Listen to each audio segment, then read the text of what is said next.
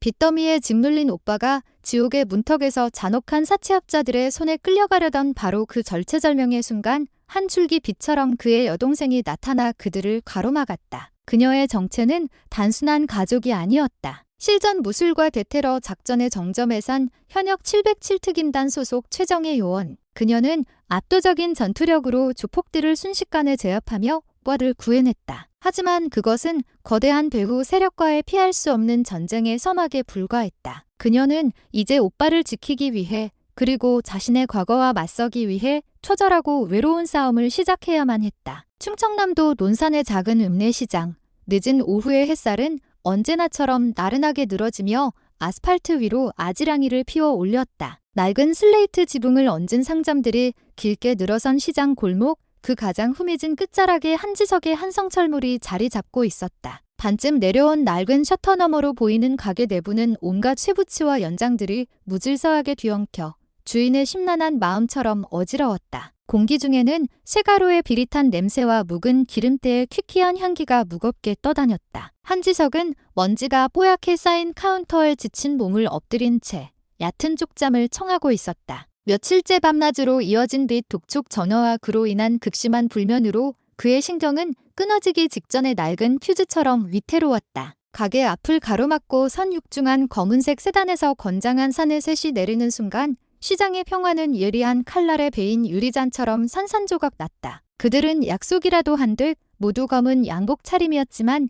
그 옷은 격식을 차리기 위함이 아니라 상대를 위협하기 위한 도구에 가까워 보였다. 구겨진 셔츠깃과 험상궂게 일그러진 인상이 그들의 직업을 노골적으로 드러내고 있었다. 무리의 선두에선 두꺼운 목에 굵은 금목걸이를 건 사내가 가게 안으로 성큼 들어서며 포효하듯 소리쳤다. 한지석, 죽은 척 말고 당장 튀어나와. 그 목소리는 마치 날카로운 송곳처럼 잠든 지석의 귓전을 파고들었다. 화들짝 놀라 몸을 일으킨 그의 얼굴에는 순식간에 공포가 짙게 번졌다. 며칠 동안 수화기 너머로 자신을 지옥으로 몰아넣던 바로 그 목소리. 마사장이라 불리는 악독한 사채업자였다. 지석은 저도 모르게 뒷걸음질 쳤다. 가게 안은 도망칠 곳 하나 없는 막다른 길이었다. 마사장님.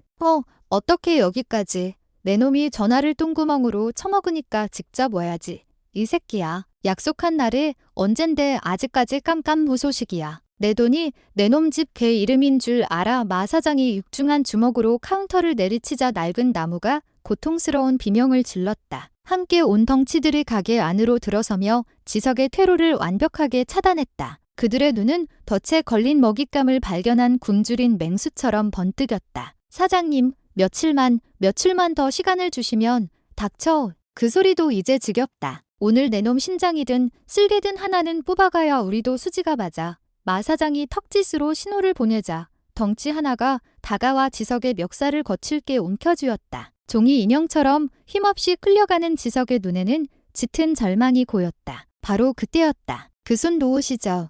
가게 입구에서 들려온 목소리는 얼음장처럼 차갑고 강철처럼 단단했다. 그곳에는 방금 도착한 듯 작은 배낭을 맨 젊은 여자가 서 있었다. 긴 생머리를 하나로 질끈 묶고 평범한 티셔츠에 청바지 차림이었지만 그녀의 존재감은 가게 안의 험악한 공기를 순식간에 갈랐다. 한지아, 지석의 하나뿐인 여동생이었다. 휴가를 바쳐 잠시 오빠를 보러 들른 길이었다. 와 사장은 어이가 없다는 듯 지아를 위아래로 훑어보았다. 가녀린 몸매에 화장기 없는 앳된 얼굴, 세상 불정 모르는 철부지 아가씨로 보일 뿐이었다. 뭐야, 너는? 이놈 여동생인가? 오빠 빚 갚아주러 왔어? 몸이라도 팔게.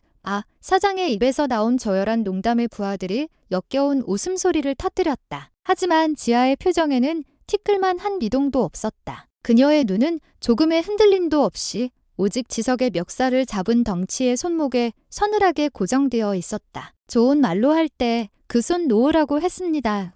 기가 차서. 야, 이 계집애가 겁대가리를 상실했나? 여자가 뭘 할 수 있겠어? 험한 꼴 보기 싫으면 당장 꺼져. 마사장이 조롱하듯 턱짓했다. 지석의 멱살을 잡고 있던 덩치가 비웃으며 지아에게 다가섰다. 아가씨, 오빠 걱정하는 마음은 알겠는데 여긴 네가 낄 자리가 아니야. 덩치의 손이 지아의 어깨를 향해 뻗어오는 순간 누구도 예상치 못한 일이 벌어졌다. 지아는 몸을 살짝 비트는 것만으로 덩치의 손길을 흘려보냈다. 동시에 그녀의 손이 번개처럼 뻗어나가 덩치의 손목을 낚아챘다. 그리고는 단 하나의 군더더기 없는 동작으로 그의 팔을 등 뒤로 꺾어버렸다.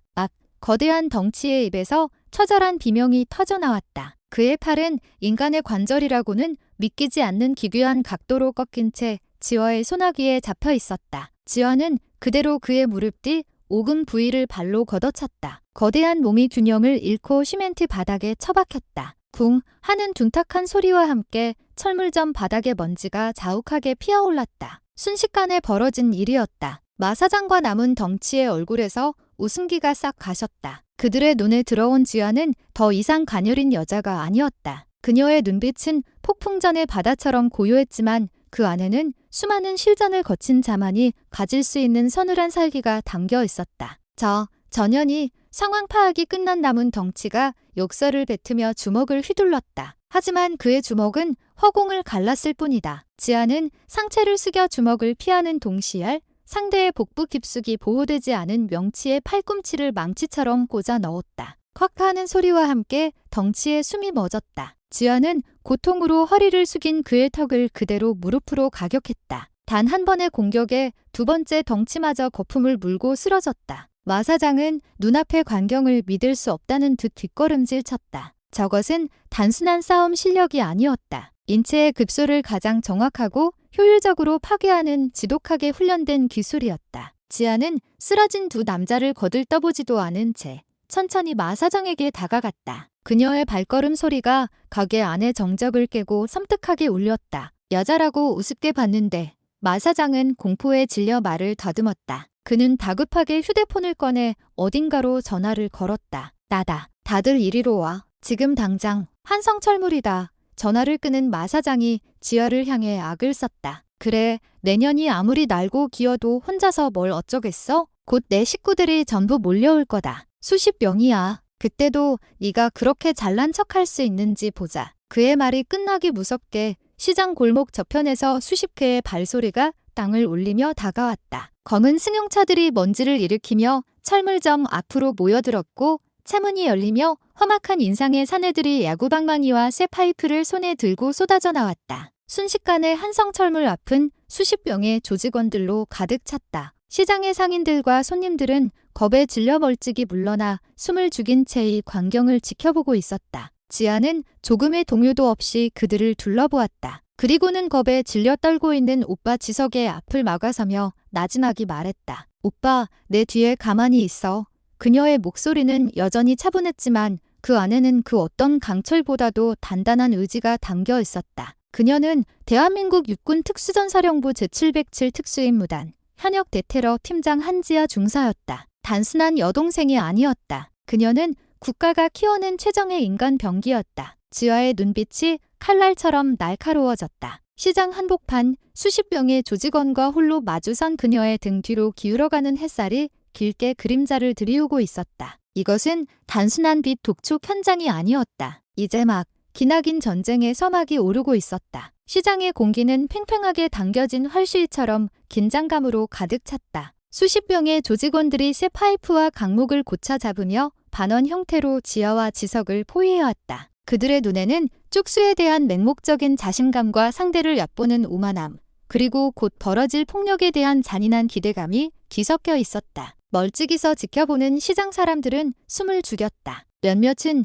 경찰에 신고해야 한다고 속삭였지만 누구 하나 섣불리 움직이지 못했다. 저 무리들이 풍기는 살벌한 기세에 압도당했기 때문이다. 마사장은 무리의 뒤편에서 비릿한 웃음을 지으며 외쳤다. 전연 팔다리 하나씩만 부러뜨려놔. 죽이지는 말고 고통이 뭔지 아주 뼈저리게 느끼게 해줘. 그의 말이 신호탄이었다. 가장 앞에 있던 조직원 둘이 고함을 지르며 지아에게 달려들었다. 한 명은 새 파이프를 머리 위로 치켜들었고 다른 한 명은 옆구리를 향해 강목을 휘둘렀다. 완벽한 협공이었다. 보통 사람이라면 피할 곳 없는 절체절명의 순간. 하지만 지아는 피하지 않았다. 오히려 그녀는 앞으로 한 걸음 내디뎠다. 새 파이프가 정수리를 내리치기 직전 그녀는 믿을 수 없는 속도로 몸을 숙였다. 동시에 앞으로 뻗은 손으로 강목을 휘두른 사내의 손목을 낚아챘다. 그리고는 그의 몸을 방패 삼아 자신의 앞으로 끌어당겼다. 콱 사내의 등 뒤로 둔탁한 소리가 울렸다.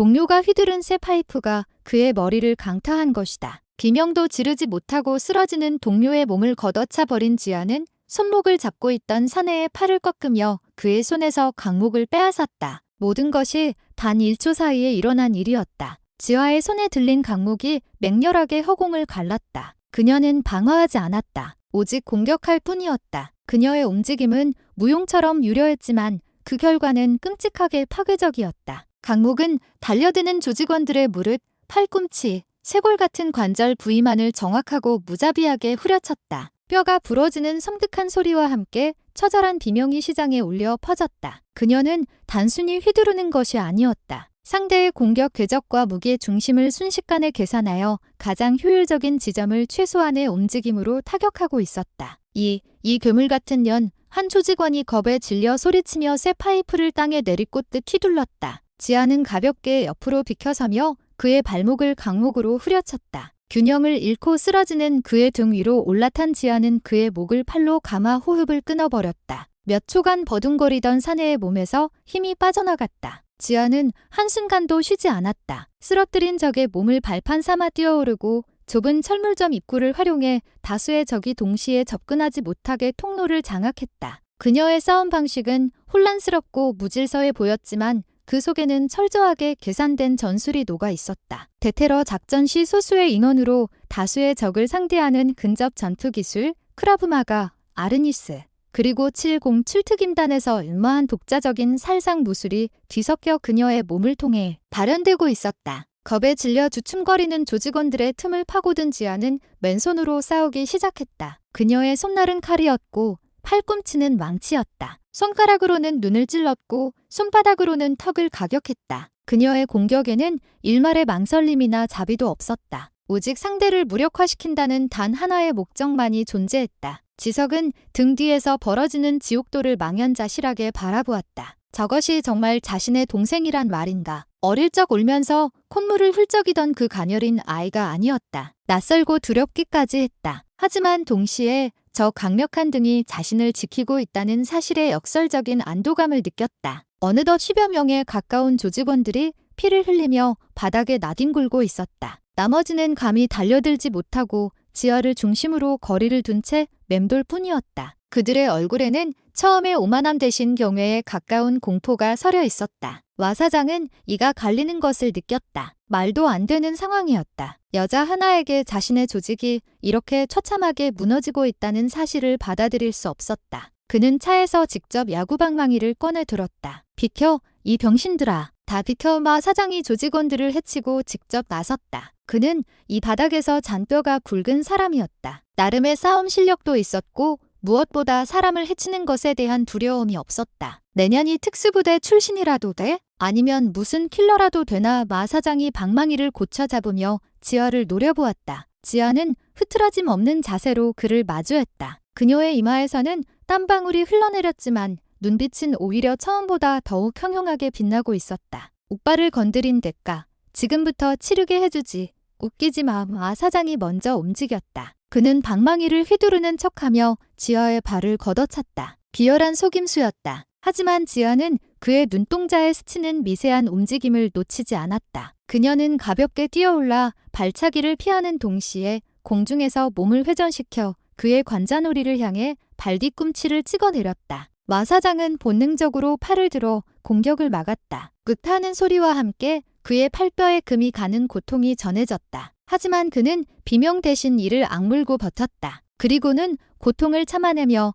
지아가 착지하는 순간을 노려 방망이를 휘둘렀다. 지아는 착지와 동시에 몸을 뒤로 눕히며 방망이를 아슬아슬하게 피했다. 바람을 가르는 소리가 귓가를 스쳤다. 누운 자세로 그녀는 땅을 짚고 있던 손으로 몸을 밀어 올리며 솟구치듯 일어나 마 사장의 품으로 파고들었다. 그리고는 그의 명치에 정확하게 손바닥을 꽂아 넣었다. 크헉, 숨을 쉴 수 없었다. 폐 속의 모든 공기가 한꺼번에 빠져나가는 듯한 충격에 마 사장의 눈앞이 하얗게 변했다. 그 순간 지아는 그의 손에서 야구방망이를 빼앗아 그의 오금에 강하게 내리쳤다. 마 사장은 무릎을 꿇으며 바닥에 주저앉았다. 지아는 차가운 눈으로 그를 내려다보았다. 그리고는 방망이를 그의 어깨에 걸치며 나지막이 말했다. 끝났다. 모두 데리고 당장 꺼져. 하지만 마 사장의 눈에는 여전히 광기가 서려 있었다. 그는 피 섞인 침을 뱉으며 미친 사람처럼 웃기 시작했다. 크아하그? 웃기지 마.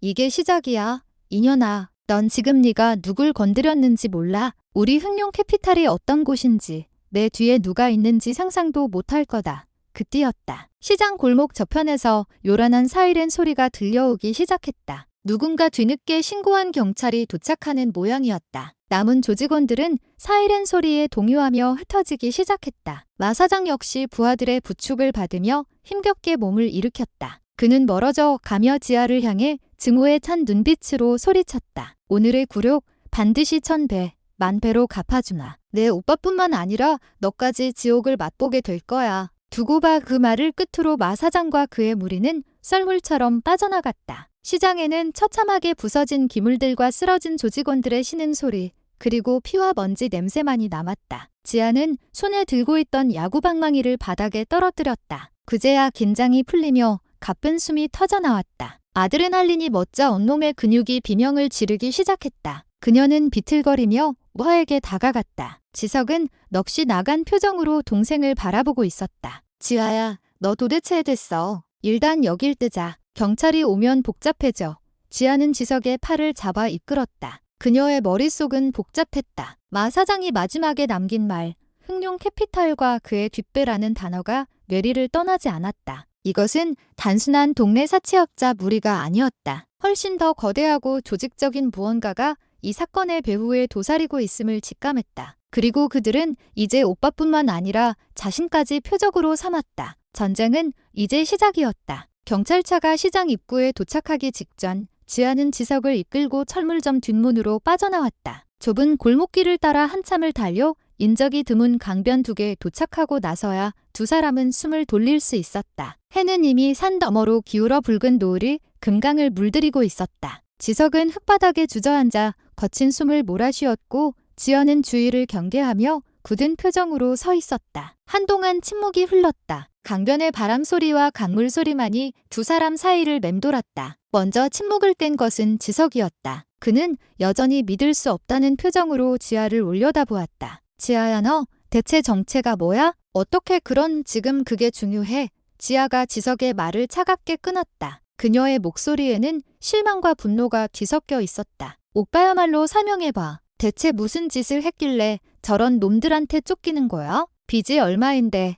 지석은 지아의 시선을 피하며 고개를 숙였다. 그의 어깨가 초라하게 떨렸다. 그게 가게가 너무 어려워서, 사정이 좀 안 좋아서 급하게 돈을 좀 썼어. 이자가 좀 비싼 줄은 알았지만 이렇게까지 사람을 잡을 줄은 몰랐지. 얼마냐고 물었어. 지아의 추궁에 지석은 한참을 망설이다가 개미만 한 목소리로 대답했다. 원금은 5천만 원. 근데 이자가 붙어서 지금은 2억이 넘어. 2억. 지아의 눈이 커졌다. 시골의 작은 철물점 주인이 감당하기에는 상식 밖의 금액이었다. 아무리 급해도 그렇지. 어떻게 이런 말도 안 되는 빚을 질 수 있단 말인가. 무언가 석연치 않았다. 철물점이 그렇게 힘들어? 내가 알기로는 그래도 단골도 많고 그럭저럭 유지는 했잖아. 5천만 원이나 되는 돈이 왜 필요했던 건데 그냥 여러 가지로 돈 들어갈 때가 많았어. 가게 수리도 해야 했고 자재대금도 밀렸고.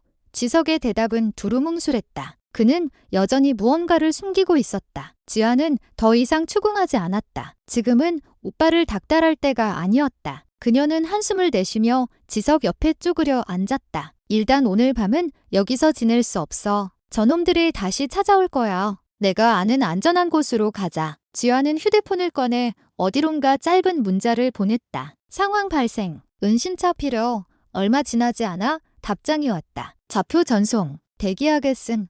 일어나. 가야 해. 지아는 지석을 부축해 일으켰다. 두 사람은 어두워진 강변길을 따라 말없이 걸었다. 지석은 죄책감에 고개를 들지 못했고 지아는 앞으로 닥쳐올 일들에 대해 머릿속으로 수없이 많은 시뮬레이션을 그리고 있었다. 흑룡 캐피탈이라는 이름, 그리고 그 배후. 단순한 조폭 수준이 아닐 가능성이 높았다. 마 사장이 보여준 자신감, 그리고 수십 명을 동원하는 조직력은 지방의 소규모 사채업체라고 보기에는 규모가 너무 컸다. 두 사람이 도착한 곳은 시내에서 한참 벗어난 옷단 회공장이었다. 낡고 스산한 분위기였지만 지아는 망설임 없이 안으로 들어갔다. 공장 내부에는 낡은 컨테이너 박스가 하나 놓여 있었다. 지아가 컨테이너 문을 두드리자 안에서 조심스럽게 문이 열렸다. 선배님, 무슨 일입니까? 문을 연 것은 군복이 아닌 평상복 차림의 젊은 남자였다. 하지만 그의 다부진 체격과 날카로운 눈빛은 그가 평범한 민간인이 아님을 말해주고 있었다. 그는 지아와 같은 부대 소속의 후배 김민준 하사였다. 사적인 문제다. 하루만 신세 좀 지자 물론입니다. 들어오십시오. 컨테이너 내부에는 간이 침대와 통신 장비, 그리고 각종 서바이벌 장비들이 구비되어 있었다. 부대의 비공식 안전가옥 중 하나였다. 민주는 지석을 보고 잠시 놀랐지만 아무것도 묻지 않고 묵묵히 자리를 비켜주었다. 이것이 그들의 불문율이었다. 지석은 불안한 눈으로 주위를 둘러보았다. 이 모든 상황이 꿈만 같았다. 여동생이 군인이라는 것은 알았지만 이런 비밀 장소를 아무렇지 않게 이용하고 부대 후배가 즉각 달려오는 모습은 그의 상상을 초월하는 것이었다. 지아는 민준과 함께 컨테이너 밖으로 나가 낮은 목소리로 대화를 나눴다. 흑룡 캐피탈 알아봐줘. 비공식적인 루트로 최대한 신속하고 은밀하게. 알겠습니다. 배후까지 전부 파악해보겠습니다. 그리고 오빠 가게 주변 CCTV 오늘 오후 시간대 영상 전부 확보해. 혹시 모르니 그놈들 차량 번호랑 인상착의도. 예, 선배님. 민주는 조금의 망설임도 없이 명령을 수행했다. 그는 지아를 단순한 선배가 아닌 목숨을 걸고 따르는 상관으로 여기고 있었다. 다시 컨테이너 안으로 돌아온 지아는 구급상자를 꺼내 자신의 몸에 난 상처들을 소독하기 시작했다. 싸울 때는 몰랐지만 팔과 등 곳곳에 멍과 찰과상이 가득했다. 지석은 그 모습을 보고 더욱 미안해져 고개를 숙였다. 지아야, 미안하다. 정말 미안하다. 서가는 그놈들 다 정리하고 나서 들어. 지금은 정신 똑바로 차려야 해. 오빠, 나한테 숨기는 거 있지? 지아의 날카로운 질문에 지석의 어깨가 움찔했다. 아니야. 숨기는 거 없어. 거짓말하지 마. 철물점 운영만으로는 절대 2억짜리 사채를 쓸 리가 없어. 말해. 도대체 무슨 돈이야? 도박했어? 아니면 사업이라도 벌인 거야? 지아의 집요한 추궁에 지석은 입술을 깨물었다. 그의 눈동자가 심하게 흔들렸다. 한참의 침묵 끝에 그는 마침내 무너지듯 입을 열었다. 주식에 손을 댔어. 주식. 처음에는 그냥 소액으로 시작했어. 근데 돈을 버는 걸 보니까 눈이 뒤집히더라고. 더 크게 벌고 싶어서 가게 자금까지 끌어다 썼어. 그러다 한순간에 전부 날린 거야. 복구하려고 사채에 손을 댄 거고. 이야기는 그럴듯했지만 지아는 여전히 무언가 꺼림칙한 기분을 지울 수 없었다. 주식 투자 실패로 사채를 쓴 사람의 절망감이라기엔 지석의 눈빛에 다른 종류의 공포가 섞여 있었다. 마치 더 큰 비밀을 감추기 위해 적당한 거짓말을 둘러대는 사람처럼 보였다. 그때 김민준 하사가 다급한 표정으로 컨테이너 안으로 들어왔다. 선배님, 이상합니다. 뭐가 흑룡 캐피탈, 단순한 사채 업체가 아닙니다. 저희 쪽 정보망에 걸리는 게 거의 없습니다. 그런데 몇 가지 희미한 흔적을 따라가 보니 자금 세탁, 불법 무기 밀매, 심지어 청부살인까지 연관된 정황이 포착됩니다. 점조직 형태로 움직이는 기업형 범죄 조직입니다. 그리고 민주는 잠시 말을 멈추고 지아의 눈치를 살폈다. 그리고 마 사장이라는 인물, 본명은 마동철, 북파 공작원 출신이라는 첩보가 있습니다. 지금은 잠적한 것으로 알려진 인물인데 여기서 활동하고 있었던 것 같습니다. 북파 공작원, 지아의 미간이 좁혀졌다. 일이 점점 더 심각해지고 있었다. 단순한 조폭이 아니라 특수훈련을 받은 자가 이끄는 범죄 조직이라니. 어쩐지 그의 움직임이 예사롭지 않다고 생각했다. 하나 더 있습니다. 민주는 태블릿 PC를 지아에게 건넸다. 화면에는 철물점 주변 CCTV 영상이 재생되고 있었다. 조직원들이 몰려들기 전 마 사장이 차에서 내리는 장면이었다. 그런데 그의 옆 조수석에서 내린 한 남자의 모습이 지아의 눈길을 사로잡았다. 얼굴이 선명하게 찍히진 않았지만 그 특유의 걸음걸이와 실루엣이 낯설지 않았다. 이 남자. 지아는 영상을 확대했다. 그리고 남자가 무심코 고개를 돌리는 순간 그의 옆얼굴이 찰나처럼 드러났다. 그 순간 지아의 온몸이 얼어붙었다. 등줄기를 따라 차가운 소름이 돋았다. 그 남자는 몇 해 전 부대 비리 사건에 연루되어 불명예 전역한 자신의 옛 동료 최진우 중서였다. 자신과 악연으로 얽혔던, 그리고 언젠가 반드시 자신에게 복수하겠다고 이를 갈았던 바로 그 남자였다. 이제 모든 것이 명확해졌다. 이것은 우연이 아니었다. 오빠의 빚은 그저 미끼였을 뿐이다. 처음부터 그들의 목표는 오빠 한지석이 아니라 바로 자신 한지아였던 것이다. 이것은 철저하게 계획된 함정이었다. 최진우, 그의 얼굴을 확인한 순간 지아의 머릿속은 까마득한 과거의 기억으로 채워졌다. 그는 한때 지아가 속한 팀의 부사수였다. 뛰어난 신체 능력과 대담함을 가졌지만 그 이면에는 뒤틀린 야망과 잔혹함이 도사리고 있었다. 그는 임무 수행 중 과도한 폭력을 사용하거나 전리품을 개인적으로 챙기는 등 여러 차례 문제를 일으켰다. 지아는 그의 선임으로서 수없이 경고하고 바로잡으려 했지만 최진우는 그것을 자신의 앞길을 막는 질투로 받아들였다. 결정적인 사건은 해외 비밀 작전 중에 터졌다. 군수물자 일부를 현지 암시장에 빼돌리려던 그의 계획을 지아가 포착한 것이다. 지아는 일말의 망설임 없이 원칙대로 상부에 보고했고 최진우는 군사 재판에 회부되어 불명예 전역이라는 최악의 결과를 맞았다. 군복을 벗는 마지막 순간까지 그는 지아를 향해 도끼 어린 눈빛으로 저주를 퍼부었다. 한지아, 너 때문에 내 인생이 끝났다. 언젠가 반드시 오늘을 후회하게 만들어주마. 네가 가장 아끼는 것을 내 손으로 부숴버릴 테니 기대하고 있어라. 그것이 벌써 몇 해 전의 일이었다. 지아는 그의 협박을 잊고 있었다. 군을 떠난 자의 무력한 분노 표출이라 여겼다. 하지만 아니었다. 그는 복수의 칼날을 갈며 자신의 등 뒤에서 거대한 거미줄을 치고 있었던 것이다. 선배님, 안색이 안 좋습니다. 아는 사람입니까? 민준의 목소리가 지아를 현실로 되돌려 놓았다. 지아는 태블릿 화면에서 눈을 떼지 못한 채 입술을 깨물었다. 악연이야. 아주 질긴 악연. 이제 모든 퍼즐 조각이 맞춰지고 있었다. 최진우는 군에서 익힌 각종 기술과 인맥을 이용해 깃세계로 흘러 들어갔고 북파 공작원 출신인 마동철과 손을 잡고 흑룡 캐피탈이라는 범죄 조직을 키워냈을 것이다. 그리고 그들은 복수를 위해 가장 손쉬운 표적인 오빠 한지석에게 의도적으로 접근했다. 지아는 지석을 돌아보았다. 그는 여전히 주식 투자 실패라는 거짓말 뒤에 숨어 떨고 있었다. 이제는 그를 추궁할 필요도 없었다. 아마 최진우 측에서 먼저 그에게 접근했을 것이다. 달콤한 말로 유혹해 거액의 투자금을 받아내고 일부러 실패하게 만들어 막대한 빚을 지웠을 터. 그 과정에서 철물점이 자금 세탁의 통로로 이용되었을 가능성도 배제할 수 없었다. 오빠는 피해자인 동시에의 거대한 함정의 일부가 되어버린 셈이었다. 일이 복잡하게 됐군. 지아는 짧게 읊조렸다. 이것은 더 이상 오빠의 빚을 해결하는 차원의 문제가 아니었다. 자신의 과거가 현재를 덮쳐왔고 이제는 정면으로 맞서 싸우는 수밖에 없었다. 상대는 자신의 능력과 약점을 너무나도 잘 아는 전 동료다. 단순한 조폭들처럼 힘으로만 밀어붙일 상대가 아니었다. 훨씬 더 교활하고 잔인한 방법으로 자신을 올가매려 할 것이다. 지아는 민준에게 명령했다. 최진우, 그놈의 모든 걸 알아내. 불병의 전역 이후의 행적, 주변 인물, 자금 흐름, 먼지 하나까지 전부 털어. 그리고 흑룡 캐피탈의 실체, 아지트로 추정되는 곳, 조직원 규모, 파악할 수 있는 모든 정보를 보고해. 알겠습니다. 시간이 좀 걸릴 수 있습니다.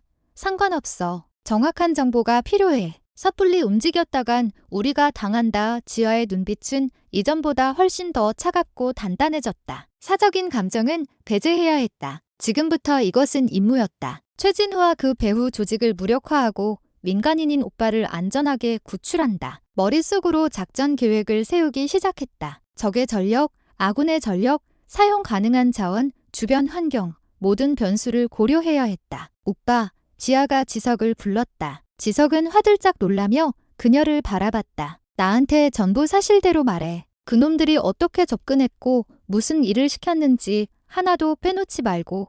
지아의 목소리에는 더 이상 동생으로서의 온기가 남아있지 않았다. 마치 취조하는 군 수사관처럼 냉정하고 날카로웠다. 지석은 그 기세에 압도되어 마침내 모든 것을 털어놓기 시작했다. 모든 것은 한 통의 전화로부터 시작되었다. 자신을 투자 전문가라고 소개한 남자가 접근해왔다. 그는 지석의 어려운 사정을 훤히 꿰뚫고 있었고 철물점을 담보로 큰돈을 벌게 해주겠다며 그를 유혹했다. 그가 바로 최진우의 수하였다. 지석은 처음에는 의심했지만 그들이 보여준 가짜 성공 사례와 현란한 언변에 넘어가고 말았다. 그들은 지석의 명의로 대포 통장을 개설하고 철물점을 통해 출처불명의 자금들을 입출금하게 했다. 소위 자금 세탁이었다. 그 대가로 지석에게는 약간의 수수료가 떨어졌다. 처음에는 죄책감을 느꼈지만 쉽게 들어오는 돈의 맛에 점차 무감각해졌다. 그러던 어느 날 그들은 지석에게 더 큰 돈을 벌 수 있는 기회가 있다며 거액의 투자를 제안했다. 이미 그들의 공범이나 마찬가지였던 지석은 거절할 수 없었다. 그는 사채까지 끌어다 그들에게 돈을 넘겼고 결과는 예정된 파멸이었다. 모든 돈을 잃고 막대한 빚까지 떠안게 된 것이다. 이야기를 듣는 내내 지아는 아무 말도 하지 않았다. 그저 굳은 표정으로 지석을 바라볼 뿐이었다. 오빠의 어리석음과 탐욕의 화가 치밀었지만 동시에 그를 벼랑 끝으로 내몬 놈들에 대한 분노가 더 크게 타올랐다. 그들이 오빠한테 내 얘기를 한 적은 없어. 내 얘기? 아니, 전혀. 내 동생이 군인이라는 건 알았지만 너에 대해 특별히 묻거나 하진 않았어. 그랬을 것이다. 최진우는 자신의 존재를 철저히 숨긴 채 오직 마동철을 앞세워 일을 진행했을 터. 지아 자신이 직접 현장에 나타나기 전까지는 모든 진실을 토해낸 지석은 차라리 후련하다는 듯 바닥에 주저앉아 얼굴을 감쌌다. 지아야, 내가 죽일 놈이다. 내가 다 망쳤어. 나 때문에 너까지. 지아는 대답 대신 자리에서 일어났다. 그리고는 컨테이너 구석에 놓인 더플백을 열었다. 안에는 위장복과 전술조끼,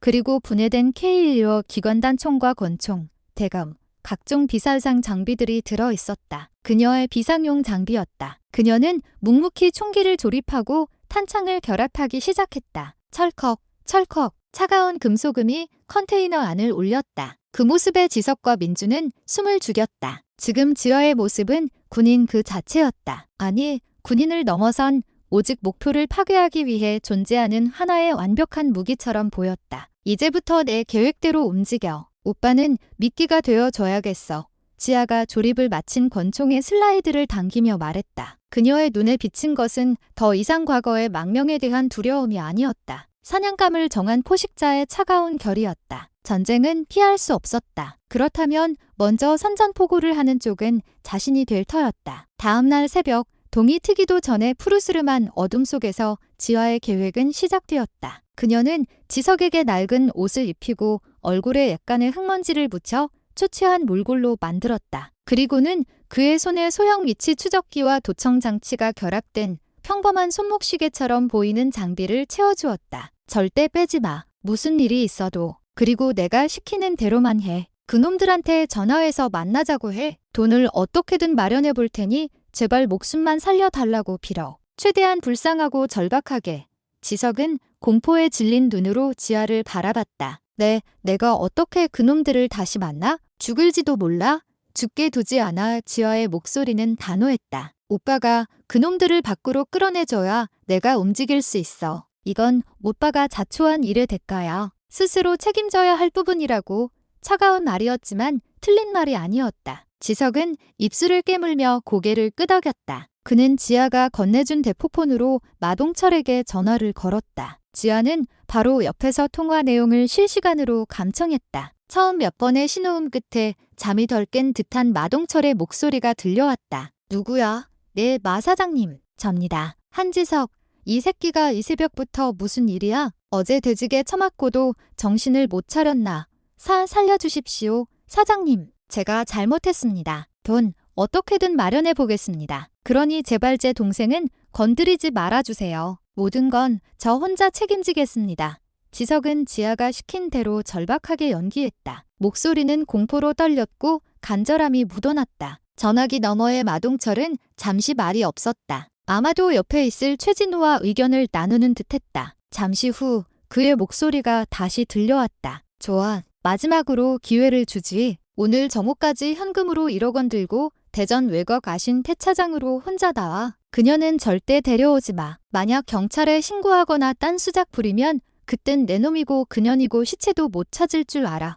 예, 알겠습니다. 감사합니다, 사장님. 전화가 끊겼다. 아신 태차장. 시외곽에 위치한 이미 오래전에 문을 닫아 사람의 발길이 끊긴 곳이었다. 약속 장소로는 최적이었다. 인적이 드물고 시야가 트여 있어 내복이나 기습을 확인하기에도 용이했다. 그들 역시 지하의 존재를 의식하고 신중하게 움직이고 있었다. 민준아, 아신 폐차장 위성 사진이랑 내부 구조 도면 지금 당장 확보해. 주변 지형과 예상 도주로까지 전부 분석해서 보고하도록. 알겠습니다. 민준이 즉시 노트북으로 작업에 들어갔다. 지아는 더플백에서 검은색 전술복으로 갈아입기 시작했다. 방탄 기능이 있는 조끼를 걸치고 허리에는 권총과 대검, 연막탄과 섬광탄을 장착했다. K-16 기관단총에는 소음기를 부착했다. 그녀의 움직임에는 한치의 망설임도 없었다. 지아야, 너 혼자 가려는 거야? 저놈들이 수십 명일 텐데. 지석이 걱정스럽게 물었다. 지아는 탄창을 결합하며 대답했다. 혼자가 아니야. 오빠가 함께 있잖아. 내 눈과 귀가 되어서. 정우가 가까워질 무렵 모든 준비는 끝났다. 민주는 폐차장의 3D 모델링과 적외선 감지 위성 사진까지 확보해 지하의 전술 패드에 전송했다. 폐차장 내부에는 대략 15명에서 20명 정도의 인원이 잠복하고 있는 것으로 추정되었다. 열감지 패턴으로 보아 주요 길목마다 매복조를 배치해 둔 상태였다. 계획대로 진행한다. 나는 30분 먼저 침투해서 주요 감시 포스트를 제거하고 오빠는 정확히 정오에 맞춰 폐차장 정문으로 들어가. 그놈들 시선을 끄는 동안 내가 마동철과 최진우를 찾아낼 거야. 민준이는 외곽에서 통신 지원 및 비상시 퇴로 확보를 담당한다. 알겠습니다. 선배님, 오빠, 기억해. 절대 약속 장소인 중앙 공터에서 벗어나면 안 돼. 무슨 일이 벌어져도 그 자리에서 엎드려 있어. 알겠어. 알았다. 지아는 폐차장에서 약 2km 떨어진 야산에 차를 세웠다. 그리고는 소리 없이 어둠 속으로 스며들 듯 사라졌다. 그녀의 움직임은 한 마리 흑표범과 같았다. 나뭇가지를 밟아도 소리가 나지 않았고 그녀의 몸은 주변의 어둠과 완전히 하나가 되었다. 폐차장 외곽에 도착한 그녀는 철조망의 구멍을 통해 안으로 잠입했다. 내부는 녹슨 자동차들이 산더미처럼 쌓여 거대한 미로를 이루고 있었다. 그녀는 전술 패드에 표시된 적의 위치를 확인하며 그림자를 따라 은밀하게 이동했다. 첫 번째 목표는 폐차장 입구가 잘 보이는 낡은 크레인 조종석에 숨어있는 감시병이었다. 최진우가 군 출신답게 기본적인 경계망을 갖춰놓은 것이다. 지아는 크레인의 거대한 기둥 뒤로 접근했다. 소음기를 장착한 권총을 꺼내 들고 숨을 죽였다. 그리고는 작은 돌멩이를 반대편으로 던졌다. 툭 하는 소리에 조종석의 경계병이 잠시 그쪽으로 고개를 돌렸다. 바로 그 찰나의 순간 지아는 기둥 뒤에서 뛰쳐나와 조종석 계단을 단숨에 올랐다. 푸슉! 낮은 소음과 함께 경계병은 비명도 지르지 못하고 쓰러졌다. 지아는 그의 몸을 안쪽으로 끌어넣어 밖에서 보이지 않게 처리했다. 두 번째, 세 번째 감시병도 같은 방식으로 소리 없이 제거했다. 그들은 지아가 바로 등 뒤까지 접근한 사실조차 깨닫지 못했다. 지아의 암살 기술은 이미 인간의 감각 범위를 초월해 있었다. 정확히 정오, 지석이 약속대로 폐차장 정문으로 들어섰다. 그의 얼굴은 땀과 공포로 범벅이 되어 있었다. 그는 텅 빈 돈가방을 들고 떨리는 목소리로 외쳤다. 마 사장님, 저 왔습니다. 돈 가져왔어요. 폐차 더미 뒤에서 조직원들이 모습을 드러냈다. 그들은 지석을 둘러싸고 중앙 공터로 이끌었다. 마동철은 찌그러진 드럼통 위에 앉아 비릿한 미소를 지으며 지석을 맞았다. 하지만 최진우의 모습은 보이지 않았다. 어딘가에 숨어서 이 모든 상황을 지켜보고 있을 터였다. 돈은 여기 있습니다. 지석이 돈가방을 건넸다. 마동철의 부하가 가방을 열어보고는 고개를 저었다. 사장님, 비었습니다. 마동철의 얼굴에서 미소가 사라졌다. 그는 자리에서 일어나 지석의 뺨을 후려쳤다. 이 개새끼가 우릴 갖고 놀아? 내년 동생은 어디 있어? 정말입니다. 돈을 구하려고 했는데 시간이 부족해서 제발 한 번만 더. 지석이 바닥에 엎드려 여언하는 순간 지아는 움직였다. 그녀는 폐차 덤이 가장 높은 곳에 자리 잡고 있었다. 소음기를 장착한 K1어의 스코프로 목표를 찾고 있었다. 최진우, 그는 어디에 있는가? 그때 마동철이 차고 있던 무전기에서 목소리가 흘러나왔다. 마 사장, 저 새끼 혼자 온 거 확실한가? 왠지 느낌이 안 좋아. 최진우의 목소리였다. 그는 모습을 드러내지 않은 채 무선으로 지휘하고 있었다. 걱정 마. 경계병들한테서 아무 연락 없는 거 보면 그녀는 안 왔어. 그냥 이 새끼 혼자 발악하는 거야. 아니, 뭔가 이상해. 일단 계획대로 처리해. 그 순간 지아는 최진우의 위치를 파악했다. 무전 신호의 미세한 증폭 방향을 추적한 것이다. 그는 약 50m 떨어진 폐건물 2층 창가에 있었다. 지아는 망설이지 않았다. 그녀는 스코프의 조준점을 마동철의 다리에 맞췄다. 죽이지 않는다. 제압하고 포획해서 배후를 캐낸다. 그것이 목표였다. 푸쇼파. 소음기 특유의 낮은 파열음과 함께 마동철의 허벅지에서 피가 뿜어져 나왔다. 크악! 비명을 지르며 쓰러지는 마동철. 공터의 조직원들은 갑작스러운 상황에 혼비백산했다. 저격이다. 어디야? 어디서 쏘는 거야? 우왕좌왕하는 사이 두 번째, 세 번째 총성이 이어졌다. 지아의 총알은 조직원들의 어깨와 팔다리 등 비살상 부위만을 정확하게 꿰뚫었다. 비명과 함께 조직원들이 쓰러져 나갔다. 공터는 순식간에 아비규환의 생지옥으로 변했다. 젠장한 지아, 폐건물 안에서 최진우의 분노의 찬고함이 울려 퍼졌다. 그는 자신의 위치가 발각되었다는 사실을 깨닫고 몸을 숨겼다. 지아는 K의 열흘 등 뒤로 맨체와이어 로프를 이용해 폐차 더미에서 지상으로 순식간에 하강했다. 그리고는 한치의 망설임도 없이 최진우가 숨어있는 폐건물을 향해 질주하기 시작했다. 이것은 단순한 복수가 아니었다. 과거를 끊어내기 위한 피할 수 없는 전쟁의 시작이었다. 폐건물 안으로 진입한 지아는 모든 감각을 곤두세웠다. 삐걱거리는 낡은 철제 계단, 바람에 흩날리는 먼지, 그리고 어딘가에 숨어있을 적의 미세한 숨소리까지. 최진우는 보통 조폭들과는 차원이 다른 상대였다. 그는 지아와 같은 훈련을 받았고 그녀의 전투 방식을 알고 있었다. 방심하는 순간 역으로 당할 수 있었다. 건물 내부는 여러 개의 방으로 나뉜 복잡한 구조였다. 지아는 벽에 등을 기댄 채 코너를 돌 때마다 소형 거울로 반대편을 확인하며 신중하게 전진했다. 그녀의 발걸음에는 소리가 없었다. 2층으로 올라가는 계단 앞에서 지아는 잠시 멈췄다. 계단 위쪽에서 희미한 화약 냄새가 났다. 조금 전 최진우가 창가에서 총을 겨누고 있었을 것이다. 그는 아직 2층 어딘가에 남아 있었다. 지아는 계단을 오르는 대신 건물 외벽의 낡은 배관을 잡고 창문을 통해 2층으로 직접 올라가는 길을 택했다. 적의 예상을 벗어나는 침투 경로. 이것은 특수부대의 기본 전술이었다. 창문을 통해 소리 없이 안으로 들어선 곳은 낡은 사무실이었다. 책상과 의자들이 먼지를 뒤집어 쓴 채 널브러져 있었다. 지아는 권총을 양손으로 파지한 채 한 걸음 한 걸음 조심스럽게 이동했다. 그때 등 뒤에서 서늘한 목소리가 들려왔다. 오랜만이야, 한지아. 지아는 소름이 돋는 것을 느끼며 반사적으로 몸을 돌렸다. 사무실의 가장 깊은 어둠 속 거대한 캐비닛 뒤에서 최진우가 모습을 드러냈다. 그의 손에는 날카로운 군용 대검이 들려 있었다. 그는 총을 버렸다. 좁은 실내에서는 총보다 칼이 더 빠르고 위력적이라는 것을 알고 있었기 때문이다. 그리고 이것은 그가 지아에게 보내는 일종의 결투 신청이었다. 여전히 바퀴벌레처럼 끈질기군. 최진우, 내 덕분이지. 네가 나한테서 모든 걸 빼앗아간 그날 이후로 단 하루도 널 잊은 적이 없어. 내년을 어떻게 찢어 죽일지 매일 밤 상상했거든. 최진우의 눈은 광기로 번들거렸다. 그는 천천히 지아에게 다가왔다. 내 오빠 정말 멍청하더군. 돈 몇 푼의 영혼까지 팔아먹는 쓰레기야. 그런 놈을 지키겠다고 여기까지 기어들어온 널 보니 정말 가소로워. 닥쳐. 왜? 사실이잖아. 넌 언제나 그렇게 잘난 척, 정의로운 척했지. 하지만 결국 네가 하는 짓도 똑같아. 가족이라는 연줄에 묶여서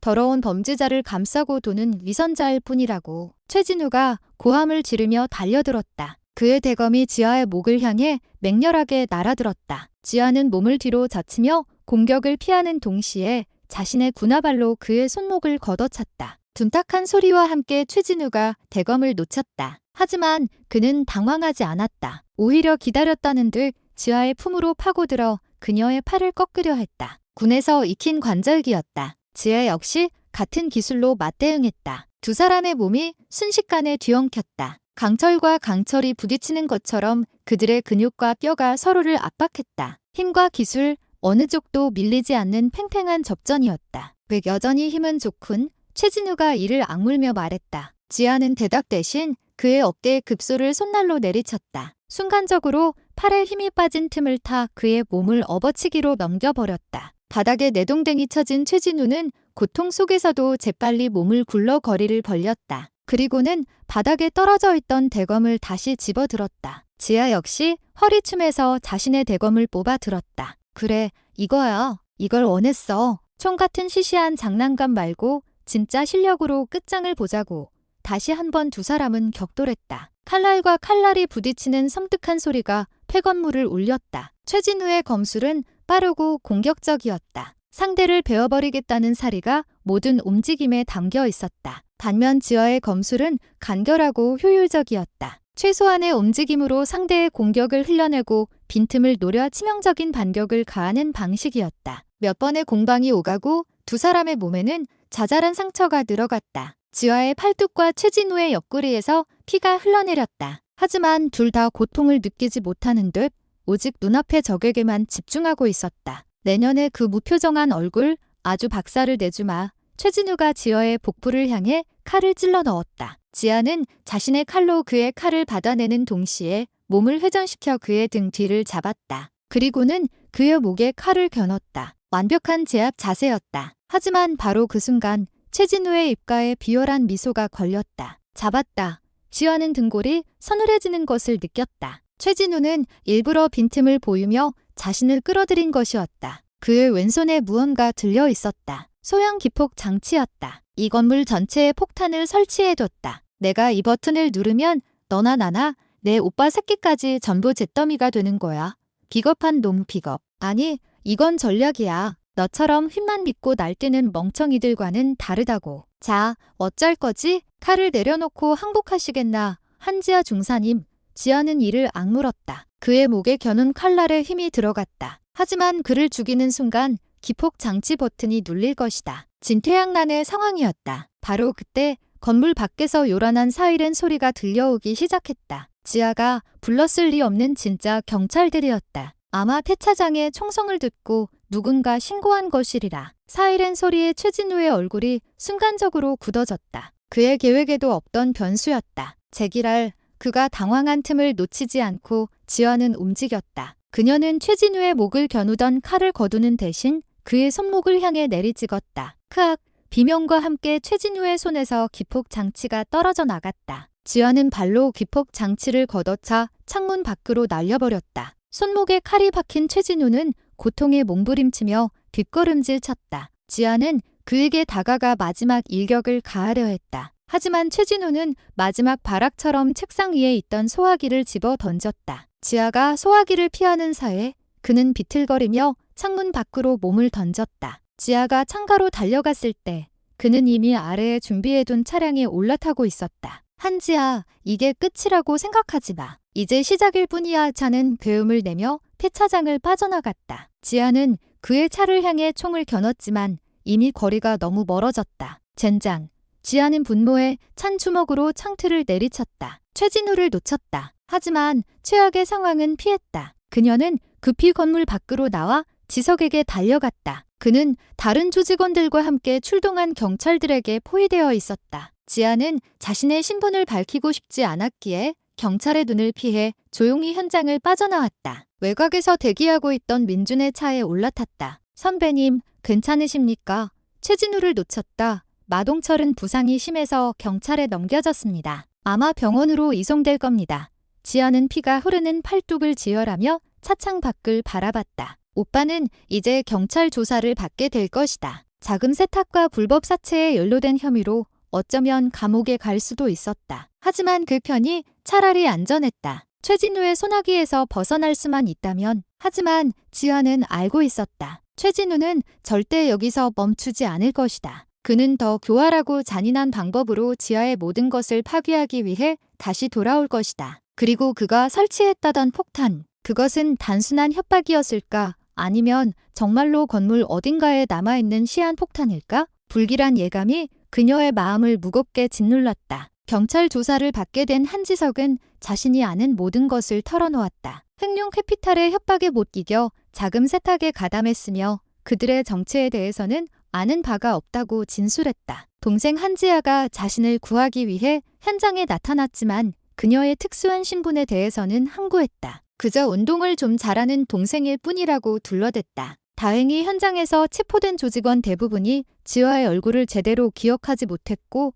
마동철은 중상으로 의식불명 상태라 지석의 진술에 신빙성이 더해졌다. 지석은 자금 세탁 혐의로 구속 수감되었다. 지아는 착잡한 심정으로 변호사를 선임하고 오빠의 뒷수습을 위해 분주하게 움직였다. 표면적으로는 모든 것이 정리되는 듯 보였다. 흑룡 캐피탈의 하부 조직원들은 대부분 검거되었고 두목인 마동철은 병원에서 경찰의 감시를 받고 있었다. 최진우는 그대로 종적을 감췄다. 하지만 지아는 긴장의 끈을 놓지 않았다. 이것은 폭풍전의 고요함일 뿐이라는 것을 직감했다. 최진우가 이대로 물러설 리 없었다. 그는 분명 어딘가에서 다음 계획을 꾸미고 있을 터였다. 지아는 민준을 통해 최진우의 행방을 계속 추적하는 한편 마동철이 입원한 병원 주변을 예의주시했다. 최진우가 자신의 오른팔이나 다름없는 마동철을 그냥 내버려 둘 리 없었다. 그를 구출하려 하거나 혹은 입을 막기 위해 제거하려 할 가능성도 있었다. 며칠 후 민준으로부터 긴급 연락이 왔다. 선배님, 이상한 점을 발견했습니다. 마동철의 병실을 감시하던 경찰 인력이 갑자기 절반으로 줄었습니다. 상부의 지시라고 합니다. 상부의 지시? 이유가 뭐지? 단순 경계 태세 완화라고만 들었습니다. 하지만 시기가 너무 절묘합니다. 지화의 머릿속에 경고등이 켜졌다. 이것은 최진우의 수작일 가능성이 높았다. 경찰 내부에 그의 끈앞풀이 있거나 혹은 그가 경찰 조직을 움직일 만한 무언가를 쥐고 있을 수도 있었다. 병원 내부 CCTV 실시간으로 해킹 가능해 이미 확보하고 있습니다. 마동철의 병실 복도와 병원 출입구 모두 주시 중입니다. 그날 밤 지아는 병원 근처의 한적한 건물 옥상에서 노트북으로 CCTV 화면을 지켜보고 있었다. 자정이 넘은 시각 예상했던 움직임이 포착되었다. 의사 가운을 입은 남자 둘이 마동철의 병실로 접근했다. 그들의 걸음걸이와 주위를 살피는 눈초리는 평범한 의사의 것이 아니었다. 왔군. 지아는 즉시 자리에서 일어나 병원으로 향했다. 민준에게는 외부에서 경찰의 움직임을 교란하고 비상식 회로를 확보하라고 지시했다. 병원에 도착한 지아는 비상계단을 통해 소리 없이 마동철이 있는 층으로 올라갔다. 복도에는 수상한 의사들이 눕혀놓은 듯 경비원 한 명이 쓰러져 있었다. 병실 문은 반쯤 열려 있었다. 안에서는 낮은 목소리가 들려왔다. 회장님께서 실망이 크시다. 어쩌다 이따위로 일을 처리한 거야. 최 실장 여긴 어떻게 의식불명이라던 마동철의 목소리였다. 그는 정신을 차리고 있었던 것이다. 그리고 그가 최 실장이라고 부른 남자, 바로 최진우였다. 지아는 문틈으로 안을 엿보았다. 최진우와 다른 한 명이 마동철의 침대를 둘러싸고 있었다. 그 계집은 보통 내기가 아니야. 내가 말했잖아. 마동철이 억울하다는 듯 말했다. 변명은 듣기 싫고 회장님의 지시다. 넌 이제 쓸모가 없어졌어. 최진우가 차갑게 말했다. 그의 손에 들린 주사기가 마동철의 링거 줄로 향했다. 입막음을 위해 그를 제거하려는 것이었다. 바로 그 순간 지아는 병실 문을 박차고 들어갔다. 거기까지 갑작스러운 지아의 등장에 최진우의 얼굴이 경악으로 물들었다. 한지아, 네가 어떻게? 지아는 망설일 틈을 주지 않았다. 그녀는 가장 가까이 있던 부하를 향해 몸을 날렸다. 순식간에 그의 팔을 꺾어 제압하고 그의 손에 들려있던 메스를 빼앗아 최진우에게 날렸다. 최진우는 반사적으로 몸을 피했지만 그의 뺨에 얕은 상처가 생기며 피가 흘렀다. 이 독한 년, 최진우는 마동철을 포기하고 지화에게 달려들었다. 좁은 병실 안에서 다시 한번 두 사람의 격투가 벌어졌다. 링거 거치대와 의료기기들이 부서지며 아수라장이 되었다. 그 틈을 타 마동철은 침대에서 내려와 비틀거리며 도망치려 했다. 하지만 지아는 그를 놓치지 않았다. 최진우의 공격을 피하며 발을 뻗어 그의 다리를 걸어 넘어뜨렸다. 어딜 가려고? 최진우는 상황이 불리하다고 판단했는지 창문을 깨고 뛰어내렸다. 3층 높이였지만 그는 미리 계산한 듯 아래층의 발코니 위로 가볍게 착지한 뒤 사라졌다. 또다시 그를 놓친 것이다. 지아는 도망치는 최진우를 쫓는 대신 바닥에 쓰러진 마동철의 멱살을 잡았다.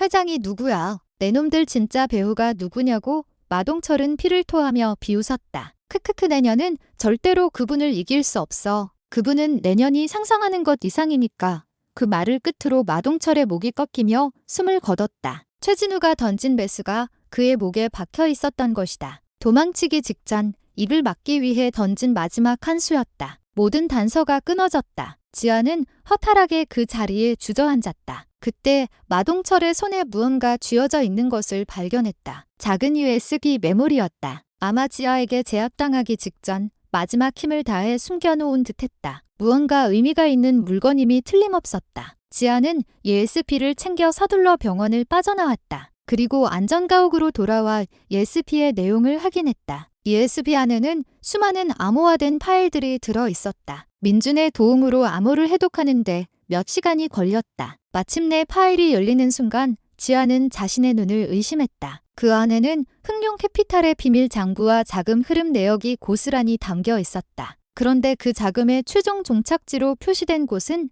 상상조차 할 수 없는 이름이었다. 국군 기무사령부 제3처. 군 내부의 비리를 감찰하고 방첩 임무를 수행하는 군의 심장부나 다름없는 곳이었다. 그리고 그 자금을 수령한 책임자의 이름으로 익숙한 서명이 적혀 있었다. 바로 얼마 전 지하를 707특임단 최연소 팀장으로 추천했던 그녀의 직속 상관이자 그녀가 아버지처럼 믿고 따르던 부대장 윤태준 준장이었다. 머리를 망치로 얻어맞은 듯한 충격이었다. 최진우와 마동철을 움직인 거대한 배후. 그들이 회장이라 부르던 인물의 정체가 바로 윤태준 준장이었단 말인가? 이것은 단순한 최진우의 개인적인 복수극이 아니었다. 처음부터 거대한 군 내부의 비리가 얽혀 있었고 자신은 그 진실을 파헤칠 위험 인물로 지목되어 제거 대상이 된 것이었다. 오빠의 사건은 그저 시작에 불과했다. 지하의 등 뒤에서 거대한 음모의 문이 서서히 열리고 있었다. 이것이 바로 첫 번째 반전이었다. 진짜 적은 외부에 있는 것이 아니라 자신이 가장 믿었던 내부에 있었다. 충격과 배신감에 휩싸인 지아는 한동안 아무것도 할 수 없었다. 윤태준 준장, 그는 훈련병 시절부터 자신을 눈여겨보고 이끌어준 스승이자 멘토였다. 그녀가 군 생활에서 겪는 수많은 어려움 속에서 유일하게 믿고 기댈 수 있었던 존재. 그런 그가 모든 일의 배후였다니 믿을 수 없었다. 믿고 싶지 않았다. 선배님, 이건 함정일 수도 있습니다. 누군가 윤태준 장군님께 누명을 씌우기 위해 조작한 파일일 수도 있습니다. 옆에서 함께 파일을 분석하던 민준이 조심스럽게 말했다. 하지만 지아는 고개를 저었다. 파일에 남겨진 전자서명은 윤태준 준장만이 사용하는 고유 암호키로 생성된 것이었다. 조작의 가능성은 거의 없었다. 이제와 생각해보니 이상한 점이 한두 가지가 아니었다. 최진우가 군수물자를 빼돌렸던 그 작전의 최종 승인권자가 바로 윤태준 준장이었다. 최진우의 불명예 전역 이후 윤 준장은 이례적으로 지아를 따로 불러 불미스러운 일에 얽히게 해서 미안하다며 위로까지 했었다. 그것이 모두 연기였단 말인가? 그리고 마동철의 병실을 지키던 경찰 인력이 갑자기 줄어든 것도 마찬가지였다. 기무사령부의 고위 간부인 윤 준장이라면 경찰 상부에 압력을 넣어 경계를 완화시키는 것쯤은 식은 죽 먹기였을 것이다. 모든 조각들이 윤태준이라는 이름 아래 끔찍한 그림을 완성해 가고 있었다.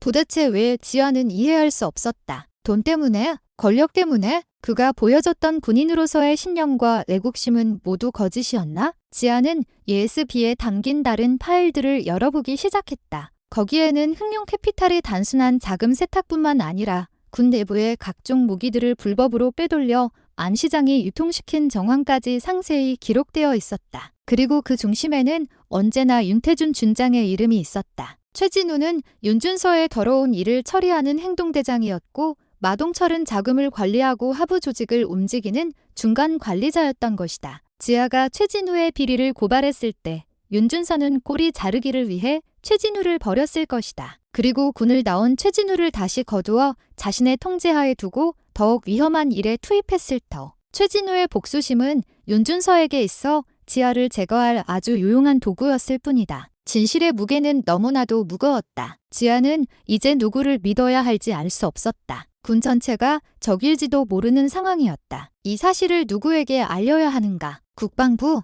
청와대? 하지만 윤준서의 권력과 네트워크가 어디까지 뻗어 있는지 알 수 없는 상황에서 섣불리 움직이는 것은 자살행위였다. 민준아, 너는 이 일에서 빠져.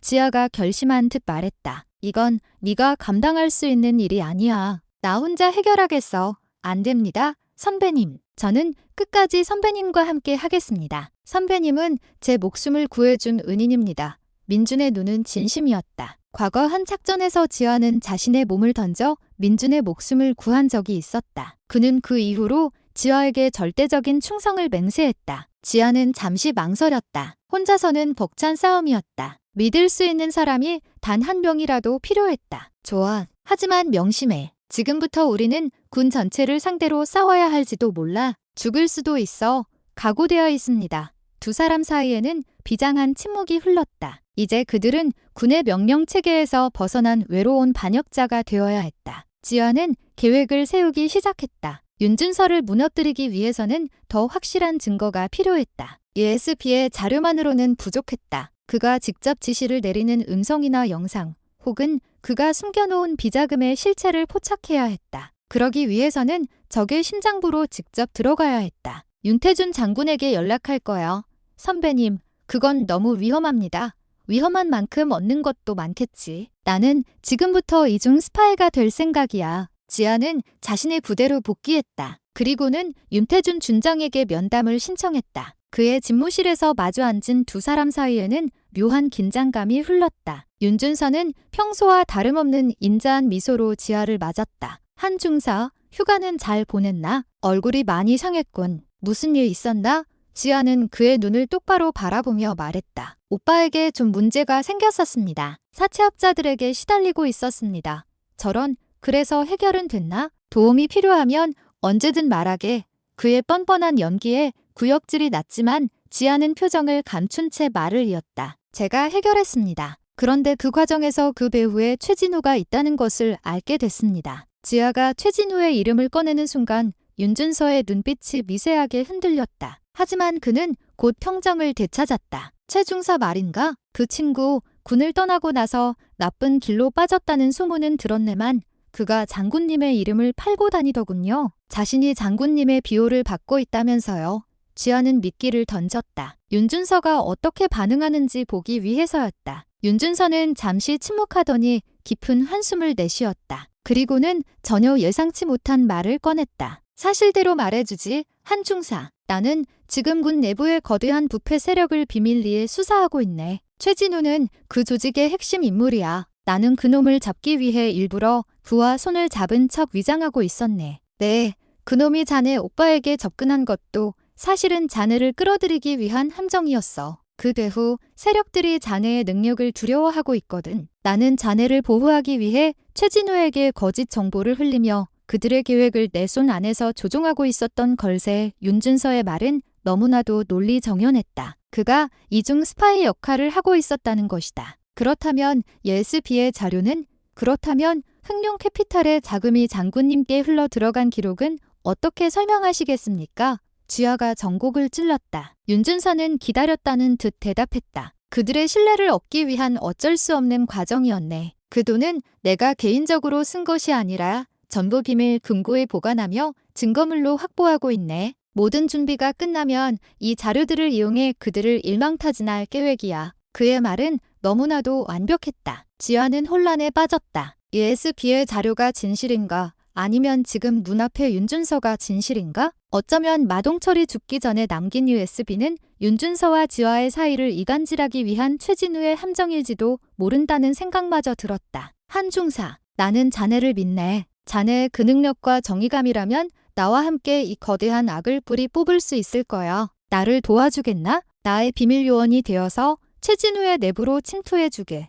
윤준서는 지아에게 손을 내밀었다. 그의 눈빛은 간절하고 진실돼 보였다. 지아는 그의 손을 어떻게 해야 할지 알 수 없었다. 그의 말을 믿고 손을 잡는다면 그는 든든한 아군이 될 것이다. 하지만 만약 그가 거짓말을 하는 것이라면 자신은 호랑이 굴로 제 발로 걸어 들어가는 셈이 된다. 수많은 생각이 머리를 스쳐 지나갔다. 그리고 지아는 마침내 결정을 내렸다. 그녀는 윤준서의 손을 잡았다. 알겠습니다. 장군님. 장군님을 믿고 따르겠습니다. 하지만 그녀의 마음속에서는 또 다른 목소리가 울리고 있었다. 아무도 믿지 마라. 오직 증거만이 진실을 말해줄 것이다. 지아는 윤준서의 제안을 받아들이는 척하면서 그의 실체를 파헤치기 위한 위험한 도박을 시작하기로 마음먹었다. 이제 그녀는 이중 스파이가 되어 두 개의 진실 사이에서 아슬아슬한 줄타기를 시작해야 했다. 윤준서의 손을 잡은 그날 이후 지아의 삶은 두 개의 얼굴을 갖게 되었다. 낮에는 충실한 부하로서 윤준서의 지시를 따랐고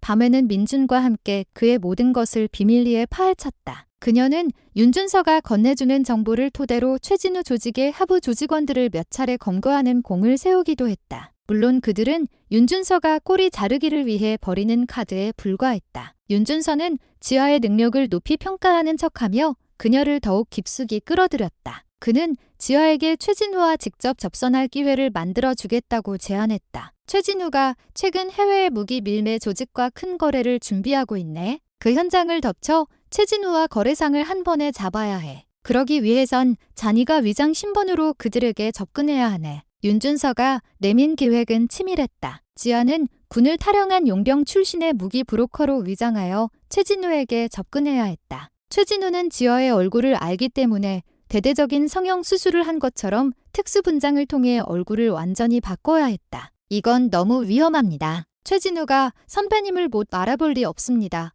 민준이 강력하게 반대했지만 지아는 이 기회를 놓칠 수 없었다. 최진우의 코앞까지 접근해야만 윤준서와 연결되는 결정적인 증거를 잡을 수 있을 터였다. 위험한 만큼 진실에 가까워지는 길이야. 지아는 윤준서가 연결해준 특수분장팀을 통해 전혀 다른 사람으로 다시 태어났다. 날카로운 눈매는 부드럽게 변했고 오똑한 콧날은 평범하게 바뀌었다. 목소리 톤까지 바꾸는 훈련을 받았다. 거울 앞에 선 자신의 모습은 너무나도 낯설었다. 윤준서는 지아에게 레이첼이라는 가명을 주고 최진우와의 접선 장소와 시간을 알려주었다. 인천항 늦은 밤 컨테이너 하역장이었다. 약속된 날 지아는 레이첼이 되어 홀로 항구로 향했다. 짙은 화장과 화려한 가죽 옷차림은 영락없는 뒷골목의 무기 브로커였다. 그녀의 몸에는 만약을 대비한 소형 권총과 도청 장치가 숨겨져 있었다. 민주는 멀리서 저격총으로 그녀를 엄호하며 모든 상황을 지켜보고 있었다. 어둡고 습한 바다 냄새가 진동하는 컨테이너들 사이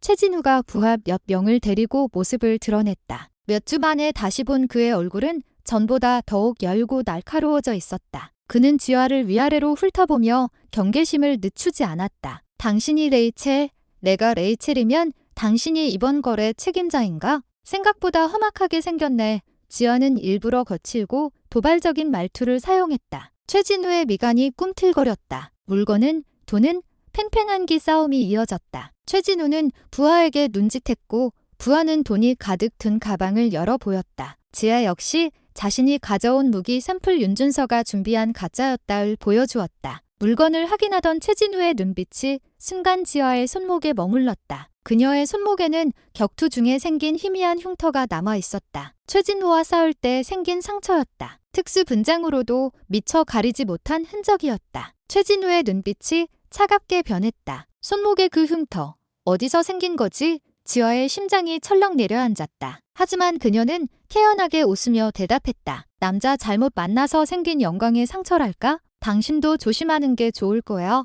최진우는 아무 말 없이 지아를 노려보았다. 의심의 눈초리였다. 바로 그 순간 그의 무전기에서 윤준서의 목소리가 흘러나왔다. 하지만 평소와 다른 암호화된 비상 채널이었다. 지아가 몸에 지니고 있던 소형 도청 장치가 그 주파수를 간신히 잡아냈다. 최 실장, 계획 변경이다. 그년 가짜야. 한지아다. 당장 처리해. 윤준서의 목소리였다. 그는 처음부터 모든 것을 알고 있었다. 지아를 위장시켜 최진우에게 보낸 것은 그녀를 시험하고 의심의 여지 없이 제거하기 위한 함정이었던 것이다. 지아가 자신의 말을 믿는지 아니면 다른 속셈이 있는지 떠보기 위한 마지막 테스트였다. 그리고 지아는 그 테스트에서 완전히 걸려들었다. 역시 내년일 줄 알았어? 한지아. 최진우가 고함을 지르며 총을 꺼내 들었다. 그의 부하들 역시 일제히 지아에게 총구를 겨눴다. 사방이 포위된 절대적인 위기 상황. 하지만 지아 역시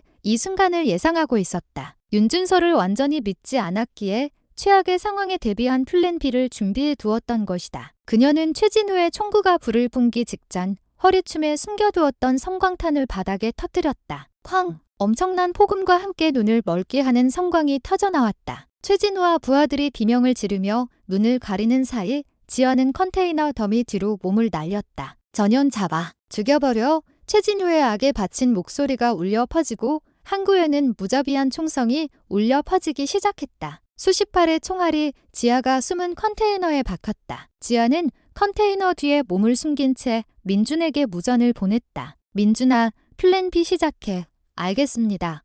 바로 그 순간 항구 전체의 조명이 일제히 꺼졌다. 민준이 미리 해킹해둔 항구의 중앙 전력 시스템을 차단한 것이다. 칠흑 같은 어둠이 내리자 총성은 잠시 멎었다. 적들은 갑작스러운 암흑 속에서 혼란에 빠졌다. 지아는 망설이지 않았다. 그녀는 야간 투시경을 꺼내 착용했다. 어둠은 이제 그녀의 편이었다. 어둠 속에서 그녀는 유령처럼 움직이기 시작했다. 총성 대신 녹이 꺾이는 소리와 비명 소리가 어둠 속에서 간헐적으로 울려 퍼졌다. 그녀는 소음권총으로, 대검으로, 그리고 맨손으로 최진우의 부하들을 하나씩 조용히 처리해 나갔다. 공포에 질린 조직원들은 보이지 않는 적을 향해 미친 듯이 총을 난사했다. 하지만 그럴수록 자신의 위치만 노출할 뿐이었다. 거기냐? 최진우가 소리가 난 방향으로 총을 쏘았다. 하지만 그곳에는 이미 지아가 없었다. 그녀는 그의 등 뒤에 유령처럼 다가서고 있었다. 찾았다. 최진우. 어둠 속에서 울리는 지아의 목소리에 최진우는 기겁하며 돌아섰다. 하지만 이미 늦었다. 지아의 발차기가 그의 손에 들린 총을 날려버렸다. 다시 한번 두 사람의 처절한 육탄전이 어둠 속에서 펼쳐졌다. 총성과 비명 소리가 멎은 항구에는 두 사람의 거친 숨소리와 뼈와 살이 부딪히는 둔탁한 소리만이 가득했다. 이것은 진실을 향한 마지막 관문이었다. 그리고 이 싸움의 끝에서 지아는 상상조차 하지 못했던 두 번째 반전과 마주하게 될 운명이었다. 칠흑 같은 어둠 속에서 지아와 최진우는 서로의 숨소리와 움직임에만 의지한 채 사투를 벌였다. 야간 투시경을 쓴 지아가 압도적으로 유리한 상황이었지만 최진우는 맹수 같은 감각으로 그녀의 공격을 막아내고 반격했다. 그는 지아의 전투 스타일을 너무나도 잘 알고 있었다. 내년의 그 잘난 정의감. 여기서 끝내주마. 최진우가 새 파이프를 휘둘렀다. 지아는 몸을 숙여 피하는 동시에 그의 다리를 걸어 넘어뜨렸다. 바닥에 쓰러진 최진우의 위로 올라탄 지아는 그의 목에 대검을 겨눴다. 끝났어, 최진우. 윤태준에게 노릇도 이걸로 끝이야? 크크 누가 누굴 보고 걔라고 하는 거지? 최진우는 목에 칼이 들어온 상황에서도 비웃음을 멈추지 않았다. 그의 눈빛에는 패배자의 절망이 아닌 무언가를 알고 있는 자의 오만함이 담겨 있었다. 윤태준이 함정을 팠다는 걸 알고 있었나? 물론이지. 그 영감탱이가 나를 믿을 리 없다는 것쯤은 진작에 알고 있었다. 나 역시 그 영감 뒤통수를 칠 기회만 노리고 있었고 그렇다면 왜 순순히 당한 척한 거지? 왜 나를 이곳으로 끌어들였어? 지아의 질문에 최진우는 마치 재미있는 연극을 보는 관객처럼 낄낄거렸다. 한지아, 넌 정말 똑똑한 줄 알았는데 아주 순진에 빠졌어. 아직도 상황 파악이 안 돼? 넌 처음부터 끝까지 거대한 연극의 주인공이었을 뿐이야. 윤태준도 나도 심지어 내 오빠 새끼까지 전부 배우였고 관객은 따로 있었지. 무슨 개소리야? 개소리? 좋아. 그럼 이 연극의 진짜 감독이 누군지 알려주지. 최진우는 품 안에서 작은 녹음기를 꺼냈다. 그리고는 버튼을 눌렀다. 녹음기에서는 익숙하지만 절대 이곳에서 들려서는 안 될 목소리가 흘러나왔다. 계획대로 진행되고 있나? 한지아는 미끼를 물었겠지. 물론입니다. 곧 최진우와 접선할 겁니다. 윤태준도 모든 준비를 마쳤습니다. 좋아. 둘 다 처리해. 최진우도 더는 살려둘 필요 없어. 모든 진실은 한지아와 함께 묻어버리는 거야. 그 목소리의 주인은 바로 구속 수감되어 있을 터인 그녀의 오빠 한지석이었다. 지아의 머릿속이 하얗게 비어버렸다. 온몸의 피가 차갑게 식는 것 같았다. 녹음기에서는 한지석과 정체불명의 남자가 대화를 나누는 내용이 계속해서 흘러나왔다. 그 대화 속에서 드러난 진실은 너무나도 끔찍하고 충격적이었다. 이 모든 일의 시작은 한지석이었다. 그는 단순한 철물점 주인이 아니었다. 그는 군수물자 불법 유통 조직의 핵심 브로커였고 윤태준 준장마저 자신의 소나기에 넣고 흔드는 거대한 검은 손, 선생이라 불리는 자의 오른팔이었다. 철물점은 그의 위장 신분이었고 자금 세탁의 주요 통로였다. 그는 일부러 사채업자들에게 빚을 지고 여동생인 지아를 끌어들였다. 지아의 특수한 능력과 군 내부의 정보망을 이용해 자신의 경쟁자이자 눈엣가시인 윤태준과 최진우를 한 번에 제거하려는 계획이었던 것이다. 자신이 윤준서에게 접근할 것을 그리고 최진우와 맞서 싸울 것을 모두 계산하고 있었다. 그리고 마지막에는 두 세력을 모두 괴멸시킨 지아마저 증거인멸을 위해 제거할 생각이었던 것이다. 오빠가 자신을 구하기 위해 싸운 것이 아니라 자신을 이용하고 죽이기 위해 이 모든 판을 짰다는 사실. 이것이 바로 두 번째 반전이었다. 믿을 수 없어.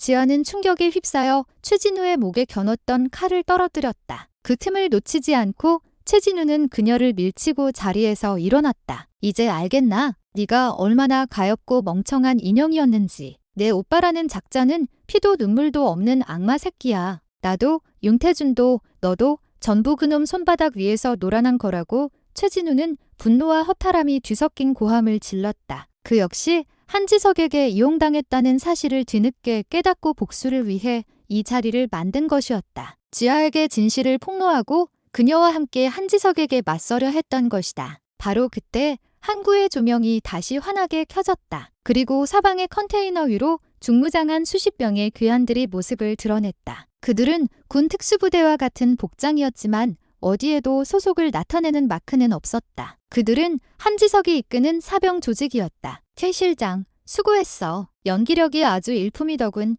스피커를 통해 한지석의 차가운 목소리가 항구 전체에 울려 퍼졌다. 그는 멀리 떨어진 관제탑에서 이 모든 상황을 지켜보고 있었던 것이다. 그리고 내 동생 지아야. 진실을 알게 된 소감이 어때? 네가 자랑스러워하던 그 정이 내 손으로 지키려 했던 가족의 실체가 이토록 더럽고 추악하다는 걸 깨달으니 절망스러운가? 지아는 비틀거리며 일어섰다. 그녀의 눈은 초점을 잃고 흔들리고 있었다. 오빠 왜 우냐니? 약해 빠진 감상 따위는 집어치워. 이 세상은 힘과 돈이 전부야. 너처럼 국가에 충성하며 목숨 바쳐봤자 돌아오는 건 쥐꼬리만 한 월급과 훈장 쪼가리뿐이지. 나는 내 힘으로 내 제국을 건설하는 거다. 그리고 넌 그 제국을 위한 마지막 재물이었을 뿐이고.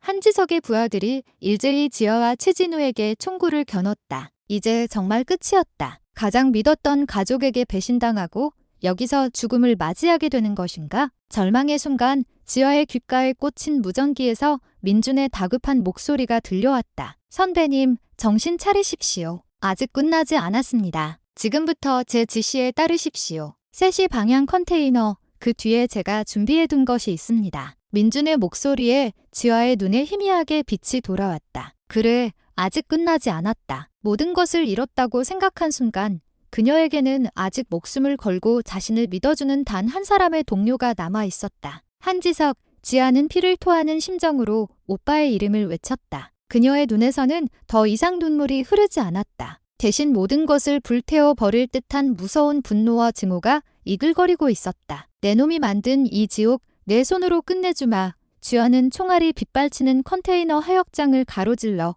민준이 말한 3시 방향을 향해 미친 듯이 질주하기 시작했다. 이것은 더 이상 선과 악의 싸움이 아니었다. 배신당한 자의 처절한 복수극, 그 마지막 장이 이제 막 시작되고 있었다. 총알이 지아의 뺨을 스치고 그녀가 딛고 선 콘크리트 바닥을 파헤쳤다. 한지석의 사병들은 용병 출신과 전직 특수부대원들로 구성된 최정예 살인 집단이었다. 그들은 망설임 없이 오직 목표를 제거하기 위해 방아쇠를 당겼다. 지아는 지그재그로 뛰며 총탄을 피하는 동시에 허리에 찬 연막탄을 터뜨렸다. 자욱한 연기가 피어오르며 적들의 시야를 가렸다. 그 틈을 이용해 그녀는 민준이 말한 3시 방향 컨테이너 뒤로 몸을 숨기는 데 성공했다. 컨테이너 뒤에는 민준이 미리 준비해둔 더플백이 있었다. 안에는 K 소총과 수류탄, 그리고 전술조끼와 방탄 헬멧이 들어 있었다. 군 내부에서 비밀리에 빼돌린 최신 장비들이었다. 선배님, 저들이 사용하는 무전 주파수 해킹에 성공했습니다. 저들의 움직임을 모두 파악할 수 있습니다.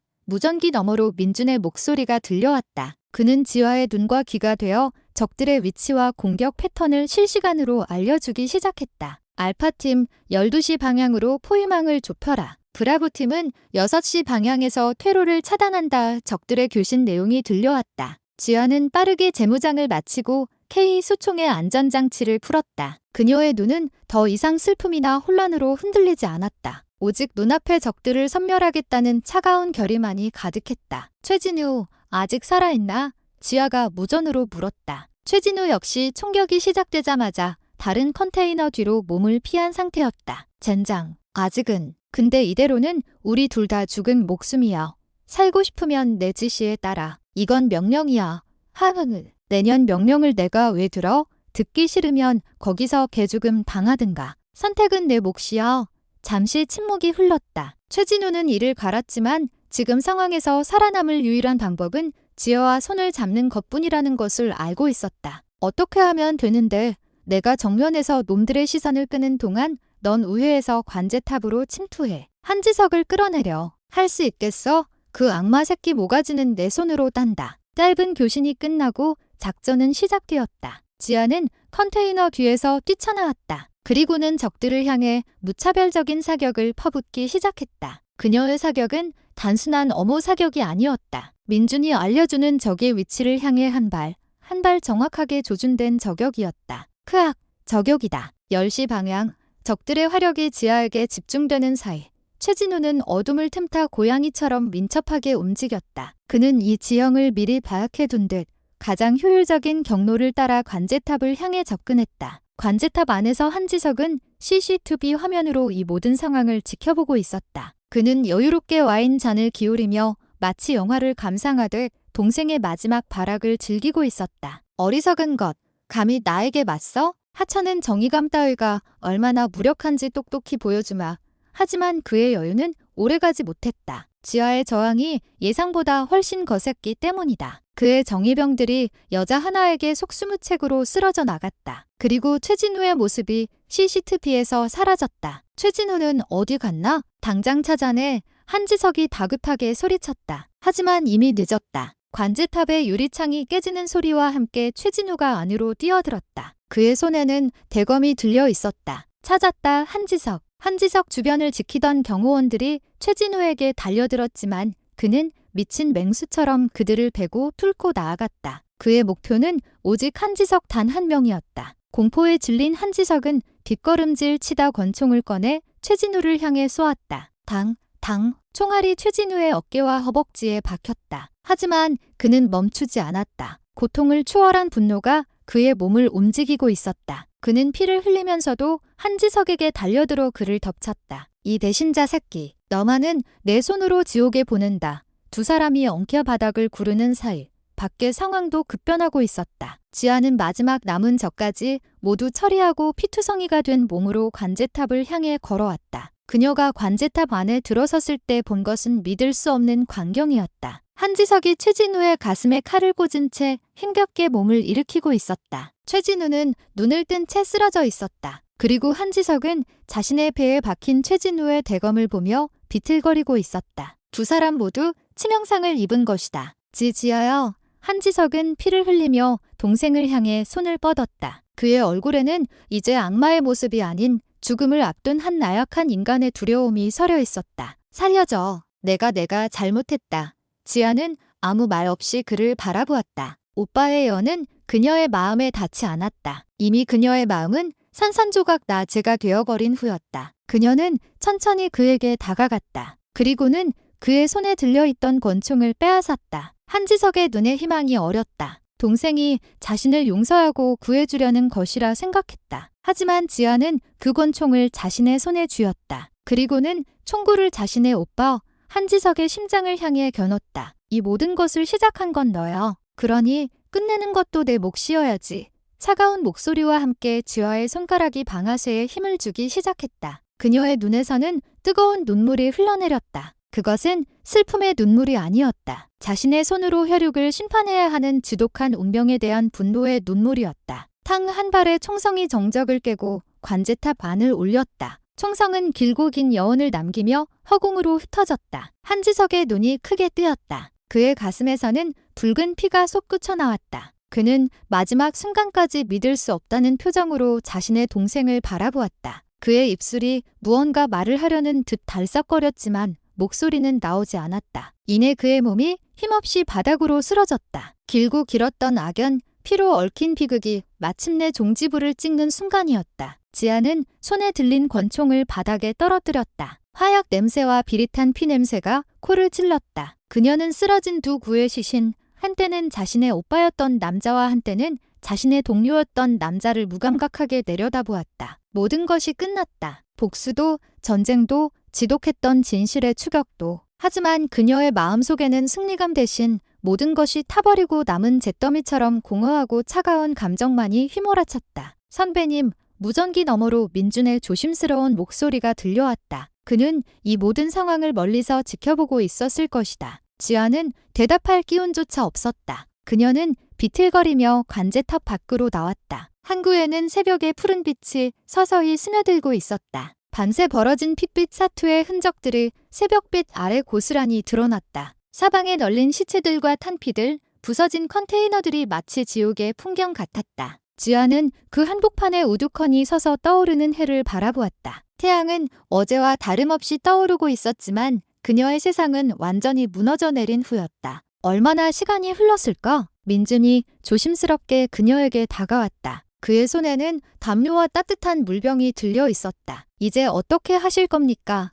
지아는 대답 없이 멍하니 바다를 바라볼 뿐이었다. 군으로 돌아갈 수 있을까? 돌아가서 무엇을 해야 하는가? 그녀가 지키려 했던 모든 것은 거짓이었고 그녀가 믿었던 모든 것은 배신으로 돌아왔다. 그녀는 이제 군인 한지아가 아니었다. 그저 오빠를 죽인 살인자일 뿐이었다. 일단 이곳을 떠나야 합니다. 곧 경찰과 군이 들이닥칠 겁니다. 민준의 말에 지아는 마지못해 고개를 끄덕였다. 그녀는 마지막으로 관제탑을 돌아보았다. 저 안에 자신의 과거와 미래, 모든 것이 잠들어 있었다. 그녀는 미련 없이 등을 돌렸다. 안전가옥으로 돌아온 지아는 며칠 동안 식음을 전폐하고 잠만 잤다. 깨어있는 시간을 견딜 수가 없었다. 꿈속에서는 끊임없이 오빠의 마지막 모습과 최진우의 비웃음, 윤태준의 위선적인 얼굴이 나타나 그녀를 괴롭혔다. 그 사이 세상은 떠들썩했다. 인천항에서 벌어진 대규모 총격전은 조직폭력배들의 세력 다툼으로 보도되었다. 한지석은 사채업에 손을 댄 비혼의 사업가로 둔갑했고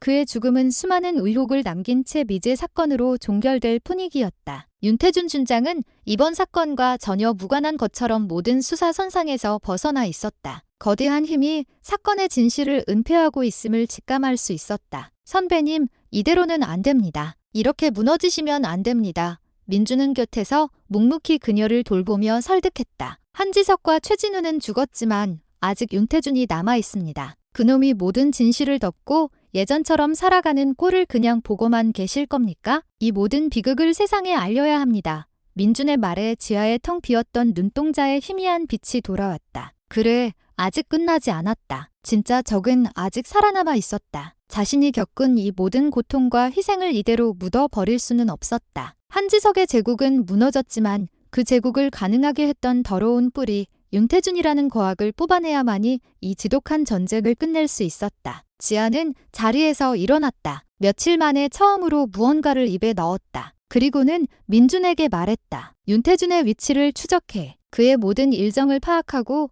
가장 허점이 드러나는 순간을 찾아내. 알겠습니다. 어떻게 하실 생각입니까? 정의? 그런 건 이제 믿지 않아. 내가 직접 심판할 거야. 지아의 목소리는 얼음장처럼 차가웠다. 그녀의 마음속에서 마지막 남은 인간적인 감정의 불씨는 꺼져버렸다. 이제 그녀에게 남은 것은 오직 복수라는 단 하나의 목표뿐이었다. 그녀는 더 이상 국가의 군인이 아니었다. 모든 것을 잃고 오직 복수만을 위해 움직이는 망령, 심판자가 되기로 결심했다. 잿더미 위에서 그녀의 마지막 전쟁이 다시 시작되고 있었다. 지아와 민주는 윤태준의 뒤를 쫓기 시작했다. 그는 너무나도 뻔뻔했다. 인천항 사건 이후 그는 오히려 군 내부 기강 확립을 외치며 자신의 입지를 더욱 공고히 하고 있었다. 언론에서는 그를 참군인으로 포장했고 그는 아무런 죄책감 없이 스포트라이트를 즐겼다. 그 모습을 지켜보는 지아의 분노는 들끓는 용암처럼 타올랐다. 민준의 해킹 능력은 상상을 초월했다. 그는 군 내부 전산을 뚫고 윤태준의 모든 이메일과 통화 내역,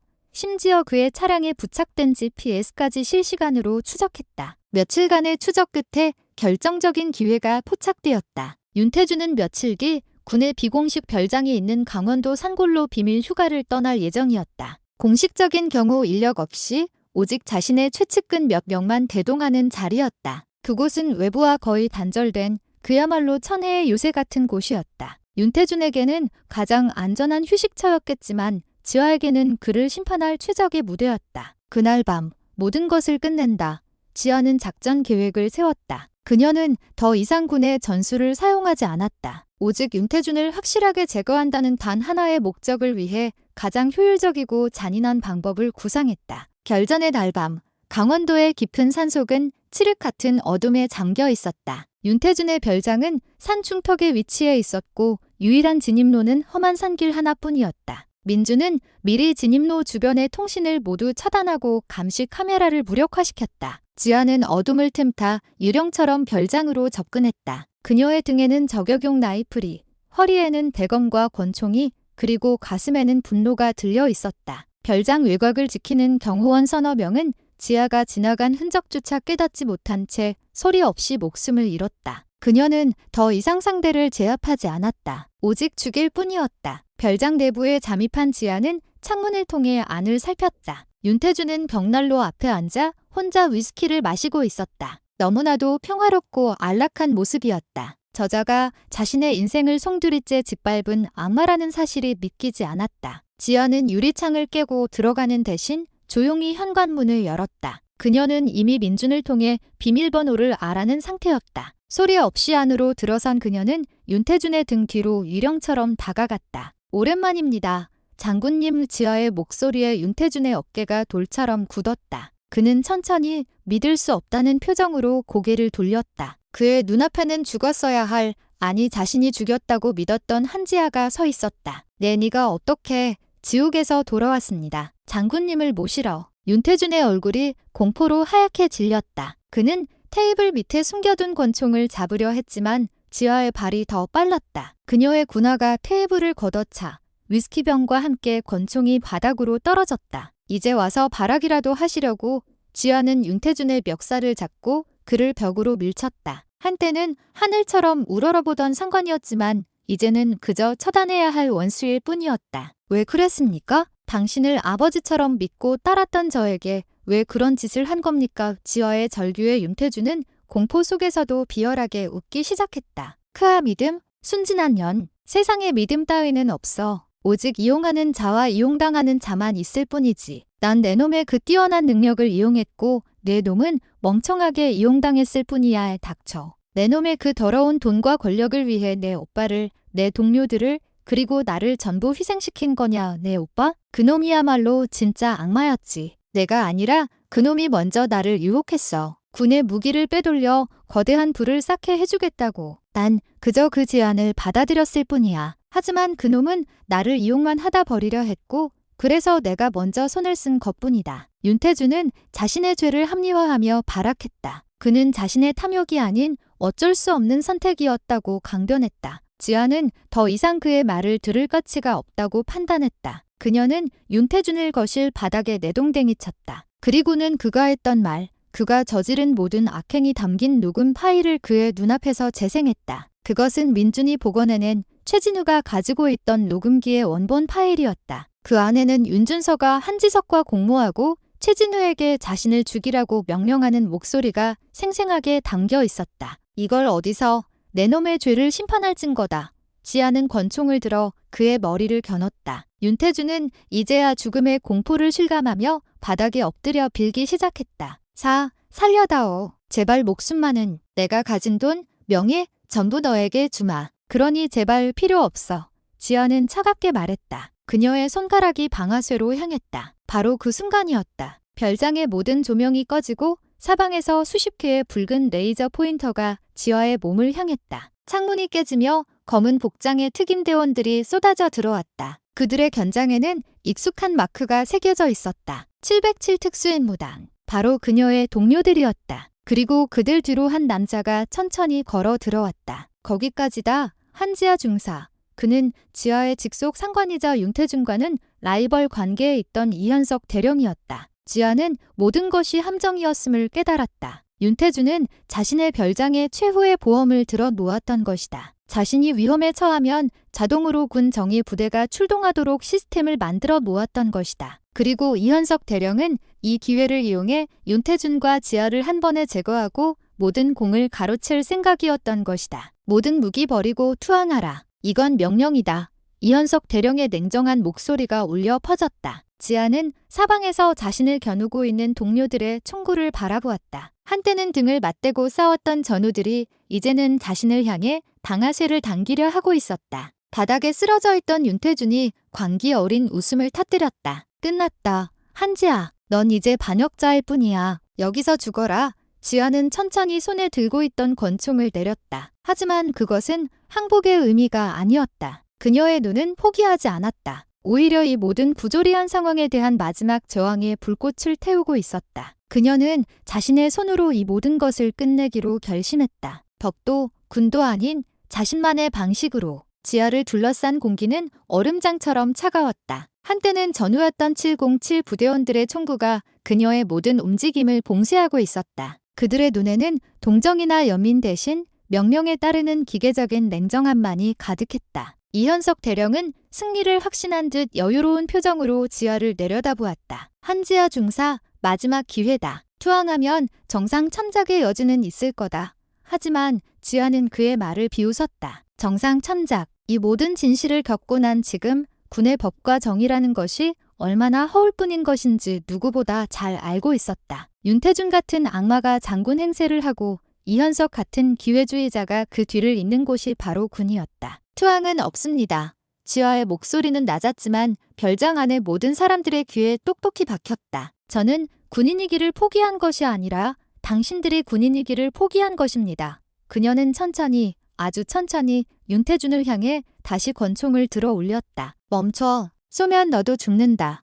이현석 대령이 다급하게 외쳤다. 특임대원들의 손가락이 방아쇠 위에서 굳어졌다. 일촉즉발의 상황. 지하의 손가락 하나에 모든 것의 운명이 달려 있었다. 지하는 윤태준의 눈을 똑바로 바라보았다. 그의 눈에 비친 공포와 절망을 확인했다. 그리고는 아무 망설임 없이 방아쇠를 당겼다. 탕 마지막 총성이 울려 퍼졌다. 윤태준의 몸이 크게 한 번 덜컹이더니 그대로 고꾸라졌다. 수십 년간 군을 좀먹어 온 거대한 악이 마침내 종말을 고하는 순간이었다. 동시에 지하의 몸을 향해 수십 발의 총알이 날아들었다. 타타타타. 엄청난 총성과 함께 지하의 몸이 피를 뿜으며 뒤로 쓰러졌다. 그녀의 시야가 흐려지고 세상의 모든 소리가 멀어져 갔다. 쓰러지는 순간 그녀의 눈에 비친 것은 차갑게 자신을 내려다보는 이현석 대령의 얼굴도 낯선 동료들의 얼굴도 아니었다. 아주 오래전 아무것도 모르던 시절 군인이 되겠다고 처음 다짐했던 앳된 자신의 모습이었다. 나는 무엇을 위해 싸워왔던가 마지막 의식이 아득하게 멀어져 갔다. 얼마 후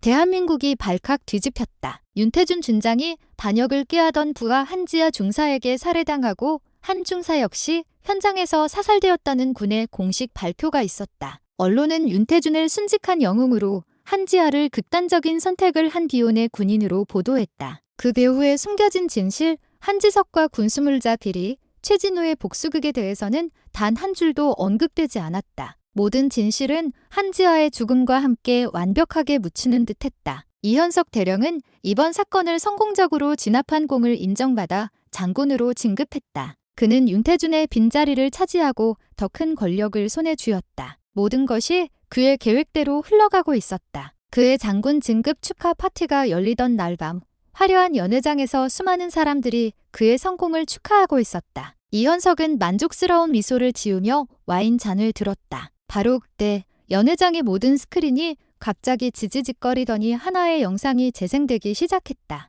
영상 속에는 윤태준의 별장에서 벌어졌던 마지막 순간이 고스란히 담겨 있었다. 윤태준의 추악한 고백, 지하의 절규, 그리고 이현석 대령이 그녀에게 투항을 권유하는 장면까지 모든 대화가 생생하게 흘러나왔다. 연회장은 순식간에 찬물을 끼얹은 듯 조용해졌다. 사람들은 충격과 경악 속에서 스크린을 바라보았다. 이현석의 얼굴은 하얗게 질려갔다. 이게 무슨, 당장 꺼. 영상 당장 끄란 말이야. 그가 고함을 질렀지만 영상은 멈추지 않았다. 오히려 윤태준과 한지석이 비밀리에 만나 거래하는 CCTV 영상, 최진우가 군수물자를 빼돌리는 영상, 흑룡 캐피탈의 비밀 장부 등 그동안 지하와 민준이 목숨을 걸고 모았던 모든 증거들이 연이어 터져나왔다. 영상의 마지막 검은 화면 위로 흰 글씨가 떠올랐다. 진실은 침몰하지 않는다. 이것은 죽은 자가 보내는 마지막 경고다.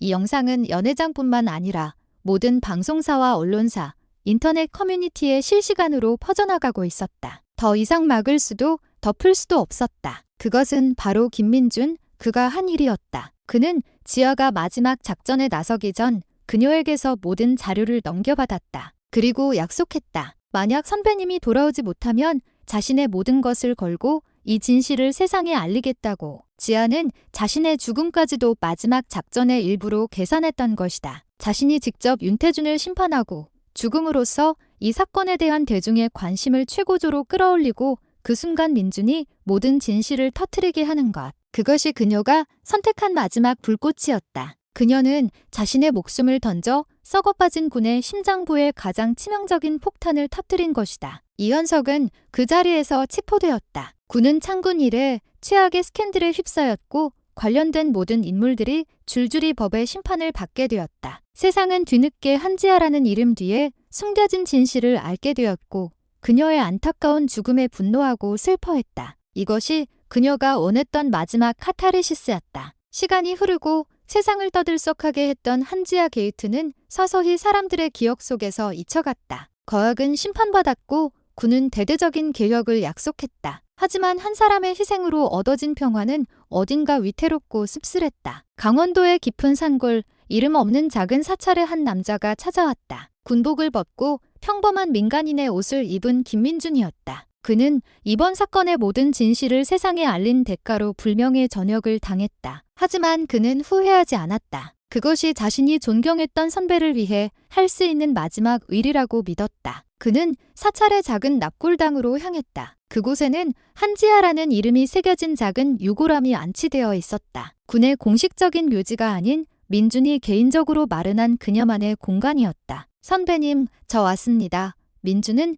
유골함 앞에 국화꽃 한 송이를 내려놓았다. 세상은 많이 바뀌었습니다. 하지만 여전히 선배님을 기억하는 사람들이 있습니다. 선배님이 지키려 했던 것이 무엇인지 잊지 않으려는 사람들이 있습니다. 그는 한참 동안 말없이 유골함을 바라보았다. 그녀와 함께했던 짧지만 강렬했던 시간들이 주마등처럼 스쳐 지나갔다. 그녀의 차가운 카리스마, 흔들림 없던 눈빛, 그리고 마지막 순간까지 꺼지지 않았던 불꽃 같던 의지. 그때 그의 등 뒤에서 인기척이 느껴졌다. 돌아보니 낯선 여인이 서 있었다. 지아와 비슷한 또래로 보이는 단정하고 차분한 인상의 여자였다. 혹시 한지아 씨를 아시는 분인가요?